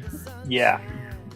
American metal didn't get too mature until like, you know, a lot of the thrash metal and Queensryche came out in like 83. Yeah. Like, Yeah. it was well, very, and, You're High in High School and I didn't know Corner was Quiet going back to Riot. the US. I saw him last year. Corner was fantastic. And Heathen, I saw them maybe 2 years ago. Hey, Bobby G. hey, Bobby. Are you saying Coroner you saw? Yeah, I saw Corner. Okay, I thought you said Foreigner at first. Like, wow, I didn't know Foreigner. that. This band right here, Corner. They should tour with Foreigner, huh? Corner and I Foreigner. want to know what love Oh my is. God. Corner and Foreigner. Oh, I gotta make my Corner own. fans would be burning the building down. Oh, Oh, that's a great tour. Oh, I got to make my own tours up. Coroner and Foreigner. There you go. I had my Under the Rainbow tour, and it was like Angus Young, Ronnie James Dio, Iggy Pop. I had all the short guys of rock and roll, the Under the Rainbow tour. Short guys of rock and roll. That's great. There you go. You should be a promoter, John. And then there was another one. I had the Initials tour, and it was BYOB. You know, bring your own beer, and but it was like SOD, MOD, AF. You know, every hardcore initial DRI. Yeah, that would be interesting. Have you seen that band of Dwarves? It's Oh yeah, I saw them live. Yeah. Oh, did you? Yeah. Oh yeah. Years ago, when it was still good, the bass player was completely naked. Like I didn't even see, but they played completely naked. They were in not sync. the Dwarves. Oh, sorry. Not the band. Oh, There's a band of Dwarves. Oh no, They play no, like, I don't. They play like Tolkien metal, and they all No. dress like they're in the movies. So my buddy came up with the idea, but it's never going to happen. But it's one of these fantasies. But he had a band. Do you know Token Entry, the New York hardcore band? That sounds familiar. Token Entry, but it's like in the New York subway, they say Token Entry back when you used to put your tokens in. Yeah. But we wanted to change the name to Tolkien, like JRR, Token Entry. And we were going to do New York hardcore all about Middle Earth. And like united, like orcs and men, elves and dwarves, united, and all hardcore stuff about Middle Earth. And like one of the guitar players was got to dress like a hobbit. Of course, the singer's going to have a staff and be the wizard. And, but like X's on our hands and be like the Middle Earth New York hardcore. Did you smoke a lot of pot when you were younger? No, this one's been going on just in the last couple of years. This isn't like he had lyrics, like it was just really funny stuff. Nice. Oh man. I'm trying to think of the band. What's the band where the drummer dresses like Ronald McDonald? Oh, I'd rather have seen someone that dress band. as the Hamburglar. That'd be more interesting. Well, they have that. They have that the Black Sabbath band where they dress like McDonald's characters. Yeah. I hung out with the bass player from Lubricated Goat was in Mudhoney. I hung out with that guy. We had a good time talking about Sky Hooks and all the Australian hard rock bands. Max Sabbath. There you go. That's it. Max Sabbath, yeah. I mean, there's a video of Ozzy's son a couple years ago. Got the guys from Max Sabbath to do a private show for Ozzy, and Ozzy was like dying. Oh, I've seen that. I've seen that. Yeah. Good, yeah. What's funny is they've been doing that for 20 years, and Ozzy didn't know about it. You know? Yeah. Ozzy doesn't even know. Ozzy doesn't even know what Geezer Butler's doing. I was gonna say I'm not surprised that he doesn't know.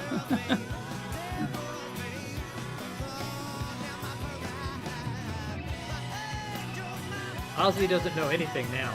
So. Wow.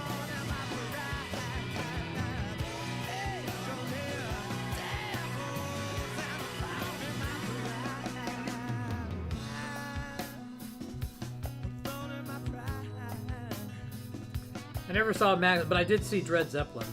So. That was a weird band. Yeah. I saw Dred Zeppelin. Yeah. Isn't that like a reggae version of like Zeppelin kind of song? It's sung by Elvis impersonator. Yeah. I wish I could see. I can't think of the name of the band. So when Cavalera first got back, the Cavalera brothers first got back together and did the Roots tour, where they did Sepultura songs for the first time in like 30 years. I saw them in the band that opened up. I don't remember what band it was. It was a weird band, but yeah, the drummer dressed like Ronald McDonald. The rest of the band didn't. It was just the drummer for some reason. It was a really weird band. They were kind of good. They're not something I would buy, but something interesting to show, you know. Do you know the band? I don't know if you know the band, the Spits. They're kind of like a 2000s like punk band, but they're like kind of like the Ramones, but they have like almost a new wave thing. So it's got keyboards, but it's Leanne, fast, how you aggressive. doing? But they would always dress up as like different things and like different costumes every show you went. So every night on the tour, they'd have different costumes. But one time they were like Vietnam War vets. The singer's in like a wheelchair and like They all, Wheelchair. it was like they all look like dressed in Wow. like with like the jacket like Rambo, like the hats. Like, What was that Oliver that was Stone movie genius. with that guy with the Vietnam guy in the wheelchair? What was that movie? Yeah, one on the 4th of July. Yeah, that was kind of their tip of the hat. So Yeah. speaking, so the whole Rob Reiner thing, you know, getting murdered and Oh, stuff. that's So I was on my flight last night, and so one of the options of movies was the new Spinal Tap. So I watched the new Spinal Tap. I saw it on my Amazon or one of those things. I didn't watch How was I it? refuse to watch it. I literally fell asleep in the middle of it. I mean, Marty DeBerge, right? Was that his name? Marty DeBerge. I nodded off for like maybe 20 minutes. And I watched the rest of it. It was, unless something magical happened at 20 minutes that I fell asleep, not very good. And it's really sad, you know. I mean Rob Reiner. That's why I don't want to watch it. I like the first. I've got such good memories in the original. I don't want to. same here. You know? Yeah, I'm not. I didn't want to watch it either. I saw it on there. I'm like, Yeah. Yeah, it's just I gonna don't make. It might ruin the first one because they're gonna be doing all that. It just wasn't funny, you know. I mean, there just wasn't any line, anything that made me, you know, go, wow, this is great, you know. And it just wasn't funny. I do love those guys in like Waiting for Guffman and Best of Show, like that cast when they're ad libbing. Well, you know, That's not Rob Reiner, but you know what I mean. It's also the time. I mean, remember when that movie came out? It was a perfect time for that kind of movie too, right? Yeah, people saw that movie and didn't know it was a spoof. Some people. Like, Yeah, exactly. You know, It was. That's how rock and roll was. there's that great rumor that Gene Simmons said that he actually found it offending, that movie. You know, Well, what year did it come out? 84? Yeah, 80? so it came out. I mean, right as bands like Motley Crue were like blowing up into stadiums and just going super over the top, you know. And I don't remember any mockumentaries, like fake documentaries. Like I was a kid, I basically believed everything the TV told you. So the football game was fine, Bobby. Dallas lost, but I mean the venue itself is amazing. We had great seats, you know, and the people were cool. I mean, it's a great place to see a football game, you know. But I mean, I don't play for the Cowboys, so it's not like I'm literally that invested in it. So, but anyway, then we took a tour the next night. We took a tour yesterday of the stadium. That was really cool. I recommend if you're ever in Dallas, even if you don't like football, the tour of the stadium is really cool, man. I mean, you go to the cheerleaders' dressing room, and you know the Cowboys' dressing room. You see how the everything's done and manipulated, and you get on the field.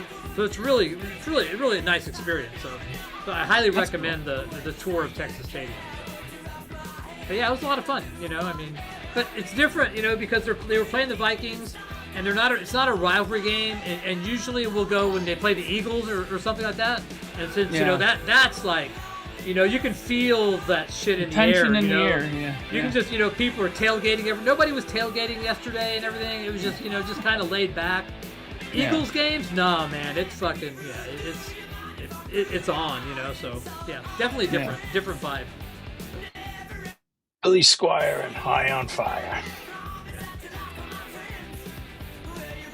Oh, it's funny you mentioned that Overkill sounded like kind of punk at the beginning, especially the drums. So I'm reading this. Rat Skates and Dee Dee started off in a punk band called the Lubricant. Yeah, I knew he was a punk guy. Yeah, that was well known. Yeah, he was a punk guy. And then they put out an ad for a new singer, and that's how they met Bobby. And Okay. Yeah, I don't really know their history, but I do know Never seen that one. Rat Skates was a punk.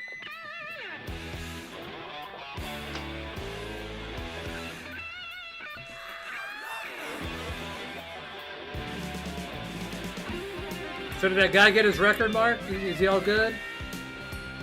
I didn't hear any complaints, so that's when I know that they got it. So I left a message saying that it was on the way, so everything's good. Thank you again, Patrick, for that. So yeah, he's one. Usually when people are really willing to bitch when something's not going their way, but they won't get back to you to let you know things are okay. Yeah, So, that's when I know that it's all cool, you know. So No news is good news. Yeah. Thank you again, though, for doing that, Patrick. I appreciate it. No worries.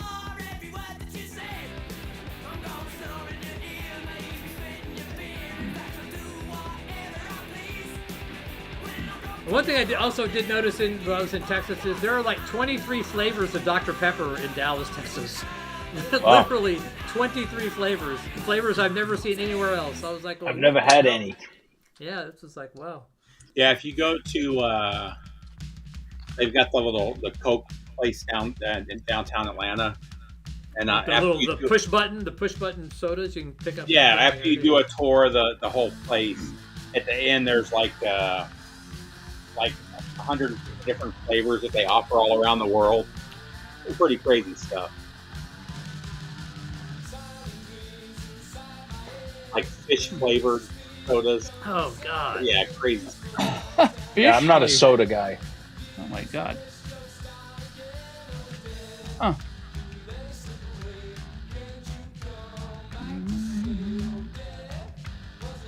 Yeah, Aaron would review. Yeah, right on Oak and Shield.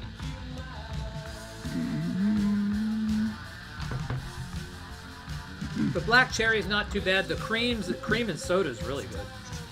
Yeah, there's a bunch of different ones. My mom gets like blackberry or something. Yeah, my grandfather, like the Italians, always we'd have pineapple. Where we go to his house, pineapple soda, black raspberry soda, like so in Germany, these glass bottles. So Fanta's like that. Here in America, there's only a couple different Fanta flavors. In Germany, there's like 50 different flavors. I remember like pineapple and peach and all kind of stuff when we lived in Germany.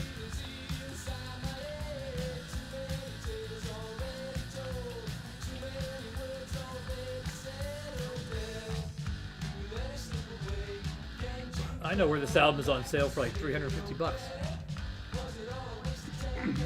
Just Armed for Battle?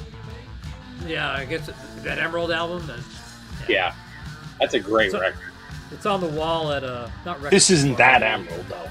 No.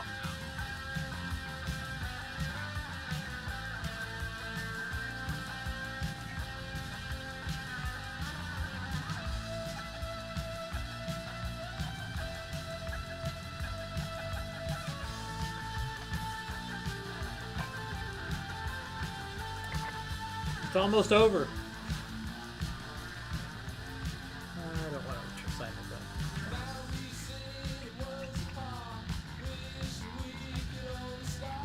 So that Emerald has a demo too. What, the Christian Emeralds? Yeah. From '84. Okay. I just have that reissue of that record. Yeah, so do I. Yeah. It's a good record. I haven't listened to it in a while though. Yeah, when that first got reissued, I played this shit out of it. Yeah, I was looking. I had that on my list for a year or two before, maybe longer.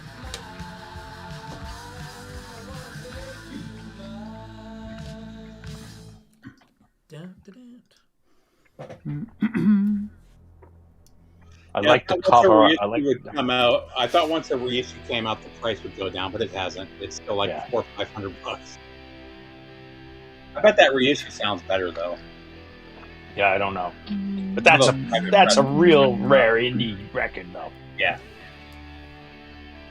and I think I learned that. I definitely learned that from Aaron too. Yeah, Metal Theologian.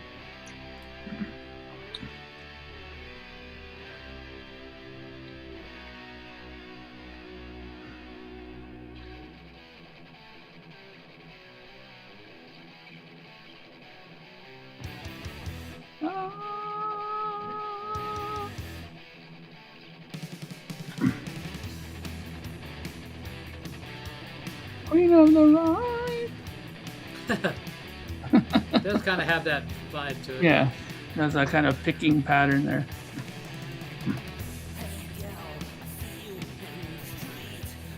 I did see an OG like Night on Brocken with the original cover, but they wanted way too much money for that. Which one though? The cartoonish one or the moon one or which one? The kind of like looks like the Trouble album with the white tree that. Oh yeah, okay, yeah. Yeah, and if I remember, like the second cover wasn't really an improvement, right? No, it was just Like, it was just like a moon. Like it was really weird. Is And then someone they had, burning at a stake or something in the first Yeah, one? there was another one. Yeah. That's That was maybe the first- one I have. But Yeah. They didn't like that. If you look at the second Yeah. record under the credits, it says no thank you to the guy who made the first album cover. It's right on the credits. It was like, that's great. Is that before or after they thank their local pizza place? yeah. Pizza. And Christine and Maria for doing hair or something like that. You always thank the girlfriends for doing their hair and makeup. Yeah. Those I are the love that. days.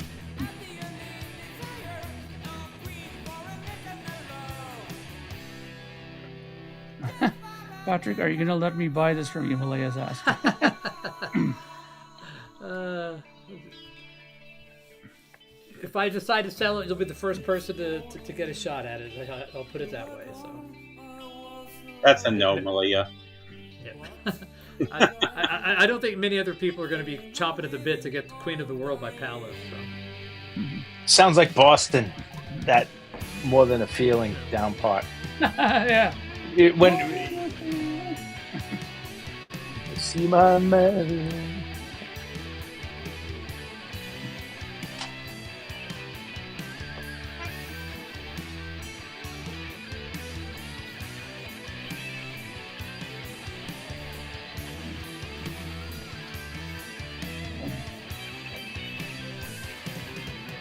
That's about right. $300 for this album? Yeah. Oh wow. You better off 301, just buy the first Queensryche album. I can't see Bobby Gass actually spending that much money for Queen Bobby of the Gass, World by I mean. Palace. So, He'll pay $300 for the record and then bitch about the $15 tariff Yeah. or whatever. Not tariff, but what's the fee the Canadians get? That. The VAT or whatever it is. Oh yeah. The shipping. What I forget what it's called. It's not VAT, but Bobby's winning, yes.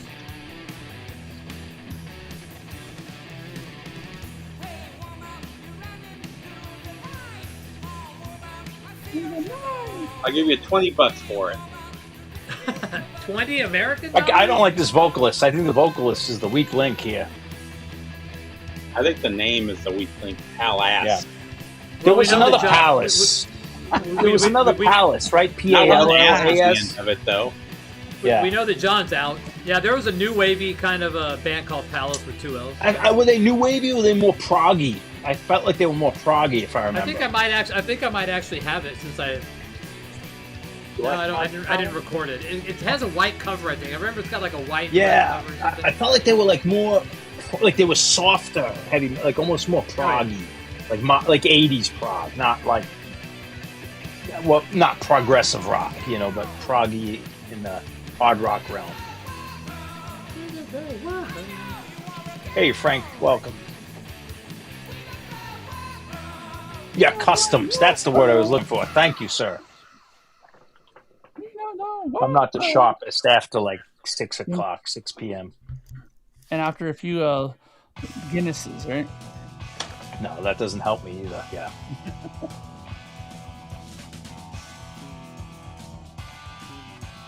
Man, there's a lot of bands called Palace.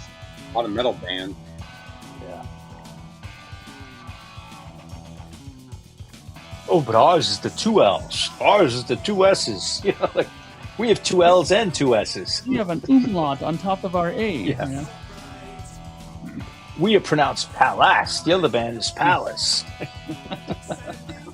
So would this band be a supergroup? They've got Martin Pugh, Bobby Caldwell, Oh, Jim yeah. McCarty. Ralph, Yeah. Keith Ralph. Yeah. Yeah.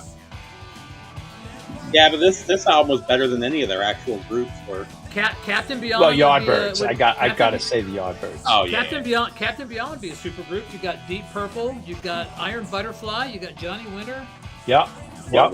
was, Captain Beyond, absolutely supergroup. Yeah. what was Rail's band with his wife? The big band he was in? Renaissance. Thank Oh, you. oh, I don't know why I couldn't think of it. I always get those confused with Illusion. I think the Renaissance sucked. Oh yeah, awful. Awful. That's where they made their money, though. That's where he died, though, right? Didn't he get electrocuted during that band? Electric. Did he die of electrocution, Keith Prowse? I'm not sure. It disappeared. Your ass literally disappeared, Bobby. That's... I can't remember. Maybe he got electrocuted recording in his bathtub, or maybe it was on stage. I can't remember. I feel like he died of electrocution. He did. Was it on stage or was it in the bathtub? I think it was on stage. Yeah, I think it was on stage. Yeah, I was doubting myself. My initial was he died on stage with Renaissance. No. Nope. He formed At a his band home with his while sister. playing his improperly ground electric guitar. Okay. Oof. Hope he wasn't using the amp I have. Age 33. Wow, he was old too. It's hard to believe he was 33. He was like a veteran. How about Dane with his wife, though? I didn't realize it was his sister. Yeah, it was his Yeah, sister. he must have been using one of those old amps that didn't ground. No ground sprocket on the plug. I have an amp, Mark. It's got no transformer. The voltage goes down by going through the tubes. So nice. it never reduces 120 to whatever the tubes, No, this little harmony amp, and they call it a Widow. I was playing it, but if something shorted, the 120 it would go through the amp and go through the cord to the guitar strings to my hand, and it would be a loop. That's how it would, short through the strings. It's called a Widowmaker. I will not plug it in anymore. It's a Widowmaker, all right. I used to play it all the time. I bet they make a kit to ground it now, you would think. Yeah, no ground, but if it shorts, it's going through your strings. Playing a guitar called the Widow. They based it off of the All-American 5. They had radios that didn't need a transformer. If each tube, they could add it up to like 120 volts. So they never had to reduce the voltage. But in a radio, it's in plastic or Bakelite, and you never touch it, just a knob, a plastic knob. Yeah. And But if a it guitar, goes bad, you're you actually can just use holding... your hand and just become part of the circuit. Yeah, you are holding the circuit.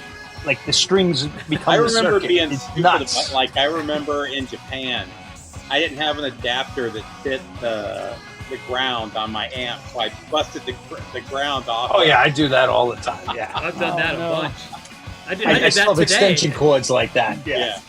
I literally did that today to plug in one of my I used to do first that. ultrasonic. I did that with my bass amp in Japan, though.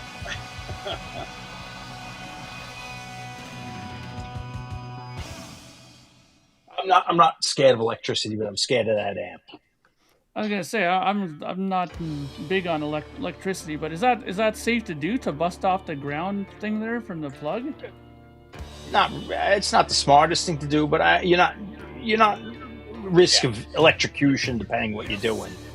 Like, I've seen a few people getting electrocuted in front of my eyes, and it wasn't pretty. Like my friend, he was making Electrocuted or electric shock? Like a shock. I got shocked a million times. He was making dinner, and he had like a metal spoon, and for some reason there was some kind of short on their stove, and when he hit the metal, the pot, he was like, and I've seen guys on the aircraft where we had a guy that was stuck to the aircraft, and the other guy had to rip his belt off, pull him off of the circuit before it got him. I saw some messy stuff in the military.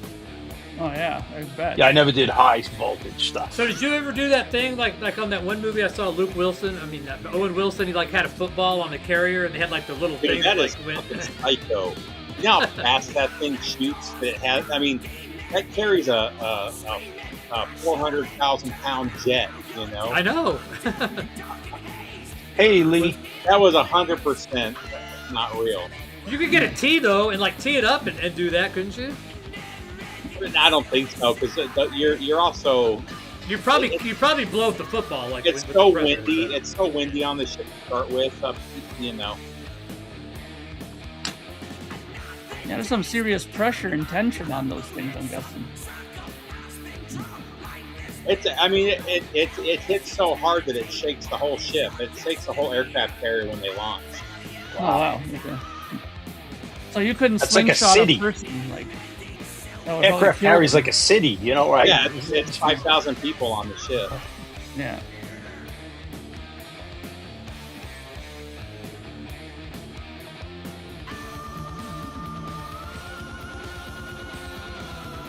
So, there was like a rumor that Sabotage was going to start playing gigs. Is that like not happening? I think probably after the TSO run, they were going to start doing it. I heard that they were going to do. I heard that rumor too, but that was like a year ago or 8 months ago. Nothing since. Well, I guess the serious thing will start after Christmas, then we'll see. After right? TSO, when they cash all those Trans-Siberian Orchestra checks, you know, then they can. Yeah. No, they have dates. Starting in July. Are they playing festivals like Blockhead and that shit? Is that what they're Yeah. Well, they should. They should. They're playing Europe, so doing? Yeah. Leipzig, Germany, Bonn, Germany. Now they're playing cities. I don't know how much market they'd have in America. Hard to say, unless it's a festival. Well, They'd have to- Christmas they'd- time they have a huge. Well, It'd have to they- be they- like a double, not TSO, I mean Sabotage, unless they're on like a good double bill. I'm curious how many people they would.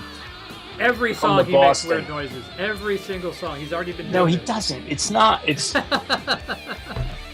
It is it's odd really noises. it's really not as often as you think. But he's already done it in this song. It's almost his thing. It is his thing, but he does not do it. He only He does did it right in there. a couple of. Yeah, I know, but he doesn't do it all the time. It's really like 1 out of 8 songs. This record is so fucking good, Just though. did it right there. Listen, did you ever listen to was it Uncle Butcher or Dr. Butcher? No, I don't know what that is. It was one of the first side projects he did after his brother died. Dr. Butcher? I think that's what it is. I'm looking now. I believe you, but I was so out of. I was out of it by Gutter Ballet or whatever. Like I was. Gutter Ballet No, was this great. is more. Yeah, Dr. Butcher. Yeah, but 4. it was after my time. I liked Edge of Thrones when they came back with the other singer guy. Yeah, Dr. Butcher's really good. It's more like the earlier. It's more like this era Sabotage than the Gutter Ballet. I didn't get into any of that stuff either. This is kind of the end for me of Sabotage. Yeah. The beginning is the end. And this album sounds more like the first album than like the middle records. Yeah. I love the first record. This and the first record are my favorite. Yeah. Yeah, once they started doing the operatic and stuff, I was completely in love. I think Hour of the Night had a couple good tracks. And then the Pain stuff is good too. John Oliver's Pain. Yeah, I don't know that. So I will have you know, Mark, that while I was having dinner with Vance, and after a few beers, he was trying to like take your spot, kind of, you know, and lobby for more power in the show. So, but I told him that, you know. So Patrick stabbed him in the gallbladder. Yeah, that's what I did. I kicked him in the gallbladder and sent him to the hospital. Yeah. He wants to take the high harmony on the Neil Young songs. Yes, he does. Yeah. Me and Vance, we're a true duo. So we'll go down fighting together, right, Yeah. Vance? I know he's listening. So But you know those duos, they all break up. They all- Hall and Oates, Simon and Garfunkel. yeah, Plant Page. Yeah. we'll Yeah. see. The Davies brothers from the Kinks, you know, they're Gallagher brothers. Gallagher Oh brothers. yeah, The other Gallagher brothers, though, Raven, they're still together. The other Gallagher brothers, and the other Gallagher brothers, like, you know, like Sledge-O-Matic, that those Gallagher brothers, they don't like. Yeah, those are the only Gallagher brothers I know besides Raven. I was thinking about what's the and Oasis. Yeah. Oh, See, I was thinking of Gallagher too. I love Oh that. yeah, no, that too. That's one of the greatest things. I let my brother do my act, but only in Florida. Like so, Well, the best was what's the rapper? yeah, nobody likes Fight for the Rock.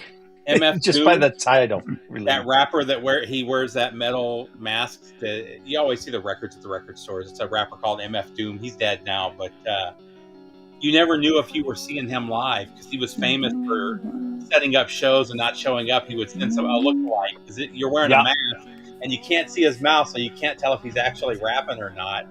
And so nobody knows if they actually saw him or not. You know, Well, there's a rumor there was great. a band in Ireland that wasn't, but they were popular elsewhere. But and they would do like cover gigs, like to go into like pubs as like a tribute band of themselves, and nobody would catch on. You know, it's like they were the actual band, and they'd be the tribute band. Nobody would know who they are. That's great. Did you ever see Bon Jovi, the karaoke, where he dresses up? He's the bartender.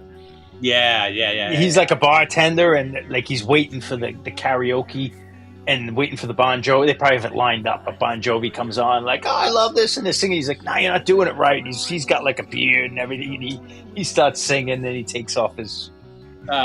Is it Jewel? I think she did that too. She did that, yeah, she did. It was really good. Like I thought that Karen was pretty. I thought she was better than she. That was the lookalike contest. Was that the lookalike contest? No. No, it was a singing contest, but she had like a fake nose and stuff. Yes. That's what it was. So she went in as Karen, did it as Karen. Then she came back and they told her it was Jewel, did it as Jewel. And there was people like going that didn't get it. They're like going, I thought Karen was better than Jewel. You know, like they're like, oh, these drunk Canadians coming out of the bar.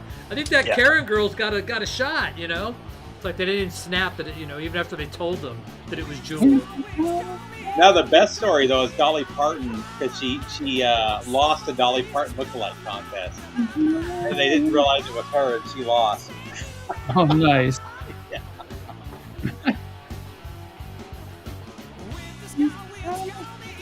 I think she told that on the Tonight Show. I remember watching the video or watching the rerun or something of it. And she was like, "Yeah, I was in Nashville and I heard that one of the local bars was having the Dolly Parton lookalike contest. So I decided to enter."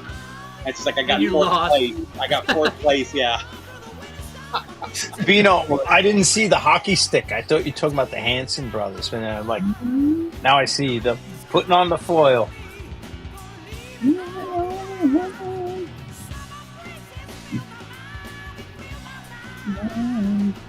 The Hanson brothers, I mean, from what's that hockey movie? Slapshot. Slapshot. On the foil. But I was thinking that band, that you know, the kids with the long hair. Yeah. Hanson brothers. But that's when I saw it, I thought he was just being like. Yeah, well, I've got Fight for the Rock. I don't think I've listened to that record in 20-something years, maybe longer. Yeah, that was their calling card for the record company. If I remember, it had like a glam song, a party anthem song. Then it had one like heavy song. It was like, we'll do whatever you want. Like we could do pop metal, we could do anthemic metal, and we could do heavy metal. But what's crazy is right before that's Power of the Night, which is fantastic, and they did that. And then they released Hollow the Mountain King, which is probably their best record, you know? I feel like Fight for the Rock was a record company thing. Yeah, probably. I think that's when they went to the big label there. Was it Atlantic? Yeah, it was Atlantic. Yeah, Atlantic, yeah. Yeah, but Power of the Night was on Atlantic, too. Yeah, but I think they found their sound, like... Yeah, that title track is so good. Badfinger cover. Was it Badfinger cover? Maybe there was. Yeah, Badfinger. Yeah, it was. I felt like they were all over the place on that record.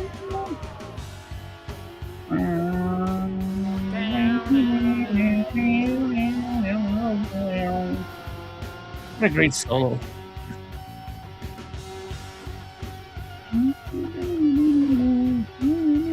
All right, I got to go to bed. I got to get up in 5 hours. Yeah, we're almost done. Yeah.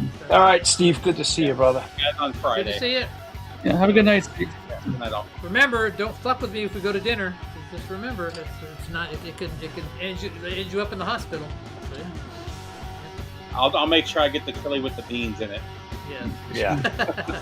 He didn't have. What did he have? I'm trying to figure out what he had. Oh, he had like a panini or something like that. Yeah, he had a panini. All those Polish sausages he eats, deep dish pizza, and the panini knocked him out. I think he had a panini. All right, good night all. Nice. He had the salad. I think he. What did I have? I had fish and chips. So yeah. Well, I hope he's all right. I'm sure he's all right. It's simple operation these days. I was messaging him. Still, that's terrible. Yeah. Yeah, he says he's okay. He said he's heading out in the morning. So yeah. So that's good. He was going to come on, so he said he was going to try to come on and text. So I said okay. So in the hospital bed. Yeah, I've done it. Yeah.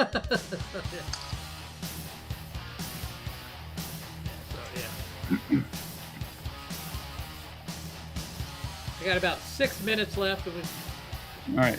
Call it an evening and say good night. Oh, just to let you guys know, Sunday I might be here. I may not be because it's getting to that dangerous time for me. Christmas get-togethers. So. The Mark familial holiday parties. Yeah. It's that time of the year. Yeah. You know. You should like take your laptop and like join in from the festivities so we could like all be a part of it. Oops, he's breaking up. Did I break up? Was that me or yeah, you're breaking up with us. Am I better It's hard now? to do. Yeah. Am I back? Am I okay? Oh, I see Vance. Yeah. Huh? Oh, there he is. Pork belly sandwich. Oh. Look him out. Well, that makes better sense now. Pork belly I'm glad it wasn't a sandwich. panini. I thought it was a panini. I know it was some sort of sandwich. He was eating a sandwich, so yes. That's a big difference. Pork belly sandwich. Get well though, dude. I need you for the harmonies. Come on. Yeah, get well, Vance. I tried to show part of the video of the mysterious side boob singer, but I didn't get. I need to take a screenshot of it and enhance it so people can get a feel for how the crazy guy looks. So yeah. But realistically, it had nothing to do with what you ate. You know, it was going to go. It was going to go. And he wasn't drinking any funky beers because all he had was like a couple of Stellas, I think. So yeah, that's what took out Peter Grant. Hey Vance, what episode was that where you were drinking that mysterious Jack Daniels on your video? Maybe that kind of ruptured something, yeah. That John guy Paul was Jones like, doesn't have a gallbladder. No. If John Paul Jones doesn't need one, neither does Vance. Yeah. So yeah.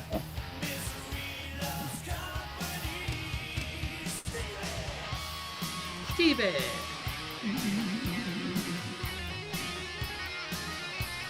At least he was playing some Misfits songs. That was pretty cool.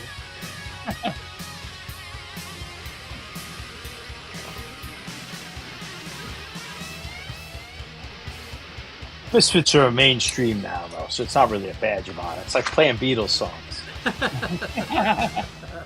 Wow, who would have ever thought that would happen, yeah?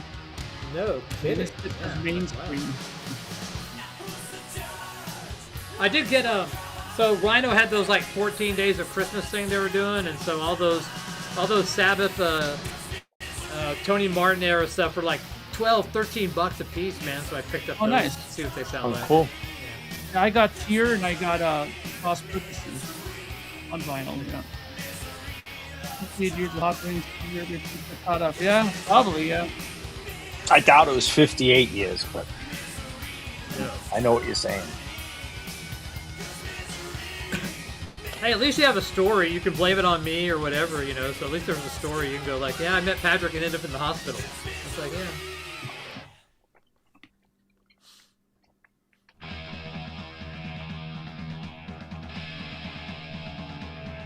That floor, Tom.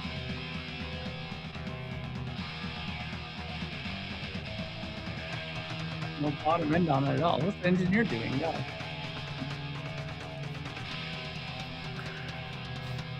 So do you have to take it easy for a few days, or do they say you can like, you know, start, you know, existing as usual? Or how long do you have to like, you know, be cautious, so to speak? They said stay off the Steely Dan. Yeah. Did he get, was it a surgery that was involved? Because it got faced and got stitches, right?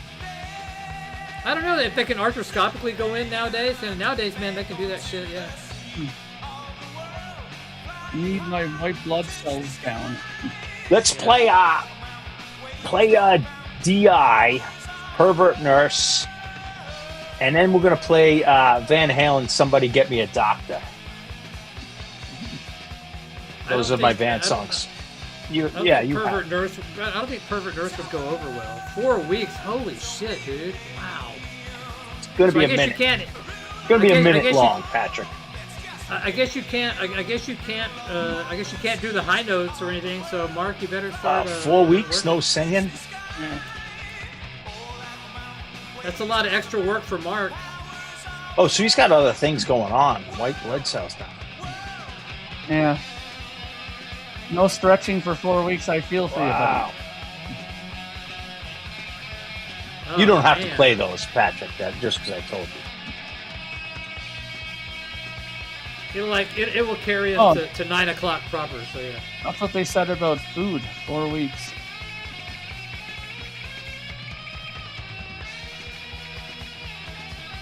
You can't eat. What about food? You can't stretch Well, your food? you probably can't eat all that kind of greasy food. Like okay, yeah. All that stuff, right? No stretching, no good food. What are you gonna do? Can't drink. Hopefully they give you some good drugs. Yeah, that's for one thing. Yeah, even if you don't want it, take it. Take everything they give you. Just take it all. Don't be a martyr when it comes to that shit. 20 milligram oxycodone. Yeah. Vance, a little Windex will fix it all. No Windex. Windex. It's a Greek thing. It's a Greek thing. You wouldn't understand. Vance would, cause no, that's what I'm saying. My Greek I'm just being like, yeah. I hear you, Vance. I hear you.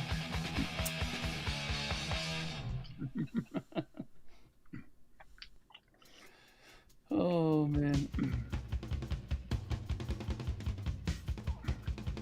Ordered a gallon. Pervert Nurse.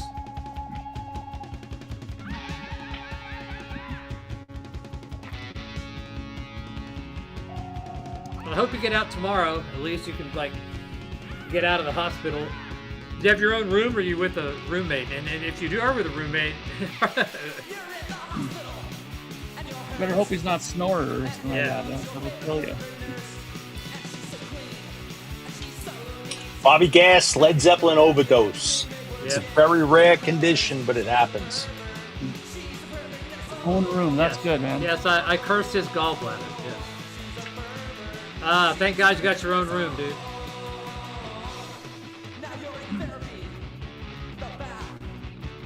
Well, did you got you on salads and stuff like that, Vince? Like for the next couple of weeks, or what's the deal? Or is it like everything that you put into a blender and you kind of have to drink food, or what's the deal?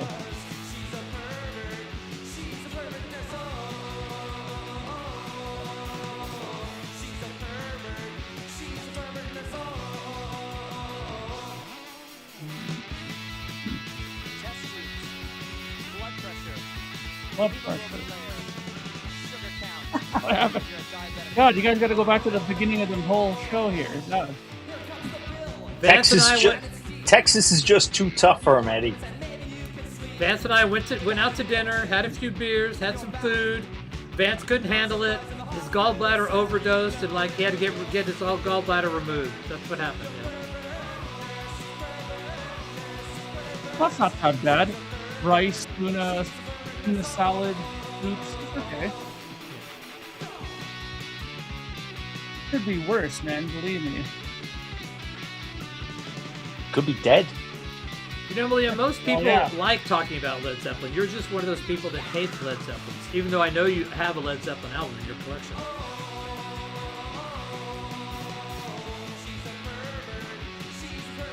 You know, every time somebody when you get into the hospital, you always hope that there's that 1 in a million chance you get that really hot nurse that comes and is willing to extra fluff up the pillow and stuff like that. You know, you always end up with the 350-pound nurse that comes. Or you have the hot nurse who does everything but the sponge bath, and it's like you get that. You got the old European one, Helga. It's like, hey, can I get a sponge bath? Sure.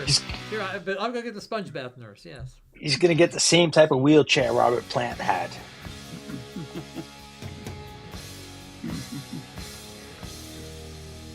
Yeah, I didn't mention it, Vance, but I didn't know if I should say anything. But Melinda Murphy? Melinda Murphy got into a car accident, a bad one. Is she okay? She said that she wrote a post saying that she's okay, but it was pretty serious. But she's at home, I think. Okay, well, hell, at least she's at home. Vance is still in the hospital. Yeah. Well, she would dig this song then. She would love this song. Yeah. Yeah, she posted it on her page. What happened? This would be a double dedication. Yeah. See, If I was Casey Kasem, Yeah. this song goes out to a boy from Chicago who is out traveling to Texas. Laid up in the hospital after eating a bad pork belly sandwich. Yeah. There you go. A woman in Florida who got hit by a car. Yeah.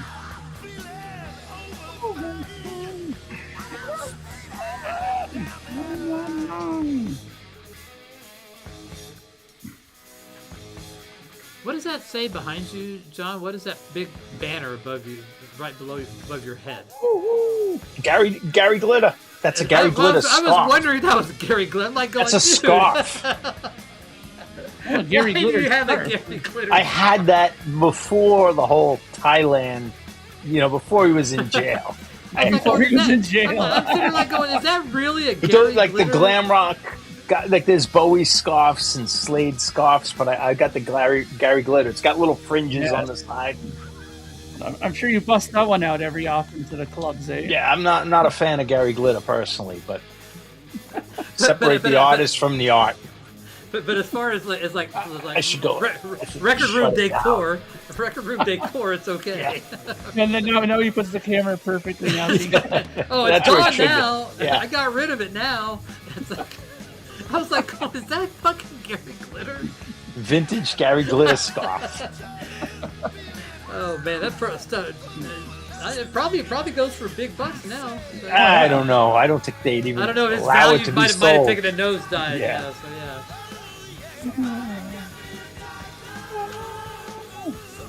Oh my god.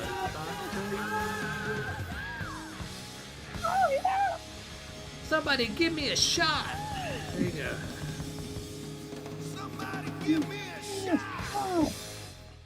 And not of that iced tea shit that the Clash drinks at the fucking Buzz Festival. Yeah, Frank, separate the artist from the art. Yeah, Chuck Berry had cameras in women's bathrooms, so that's like. Oh, Yeah, God. we got some murderers. Like, there's some bad scenes. All right, we just people. played Badlands earlier. That's So we got Vance in the hospital. Wish you the best, Vance. Sorry to hear about that. We had Malea's birthday, but happy birthday to Malea. And happy birthday. I'm back from Texas. Glad to see you all. So Yeah. we'll do it again on Friday. And hope everyone has a good rest of your week. Don't let the Christmas rush get to you. Take care, everybody. All right. See you. Good night, Mark. Friday. Good night, Patrick. Good Good night, night. everybody in the peanut Bye. gallery. Bye. Bye. Bye.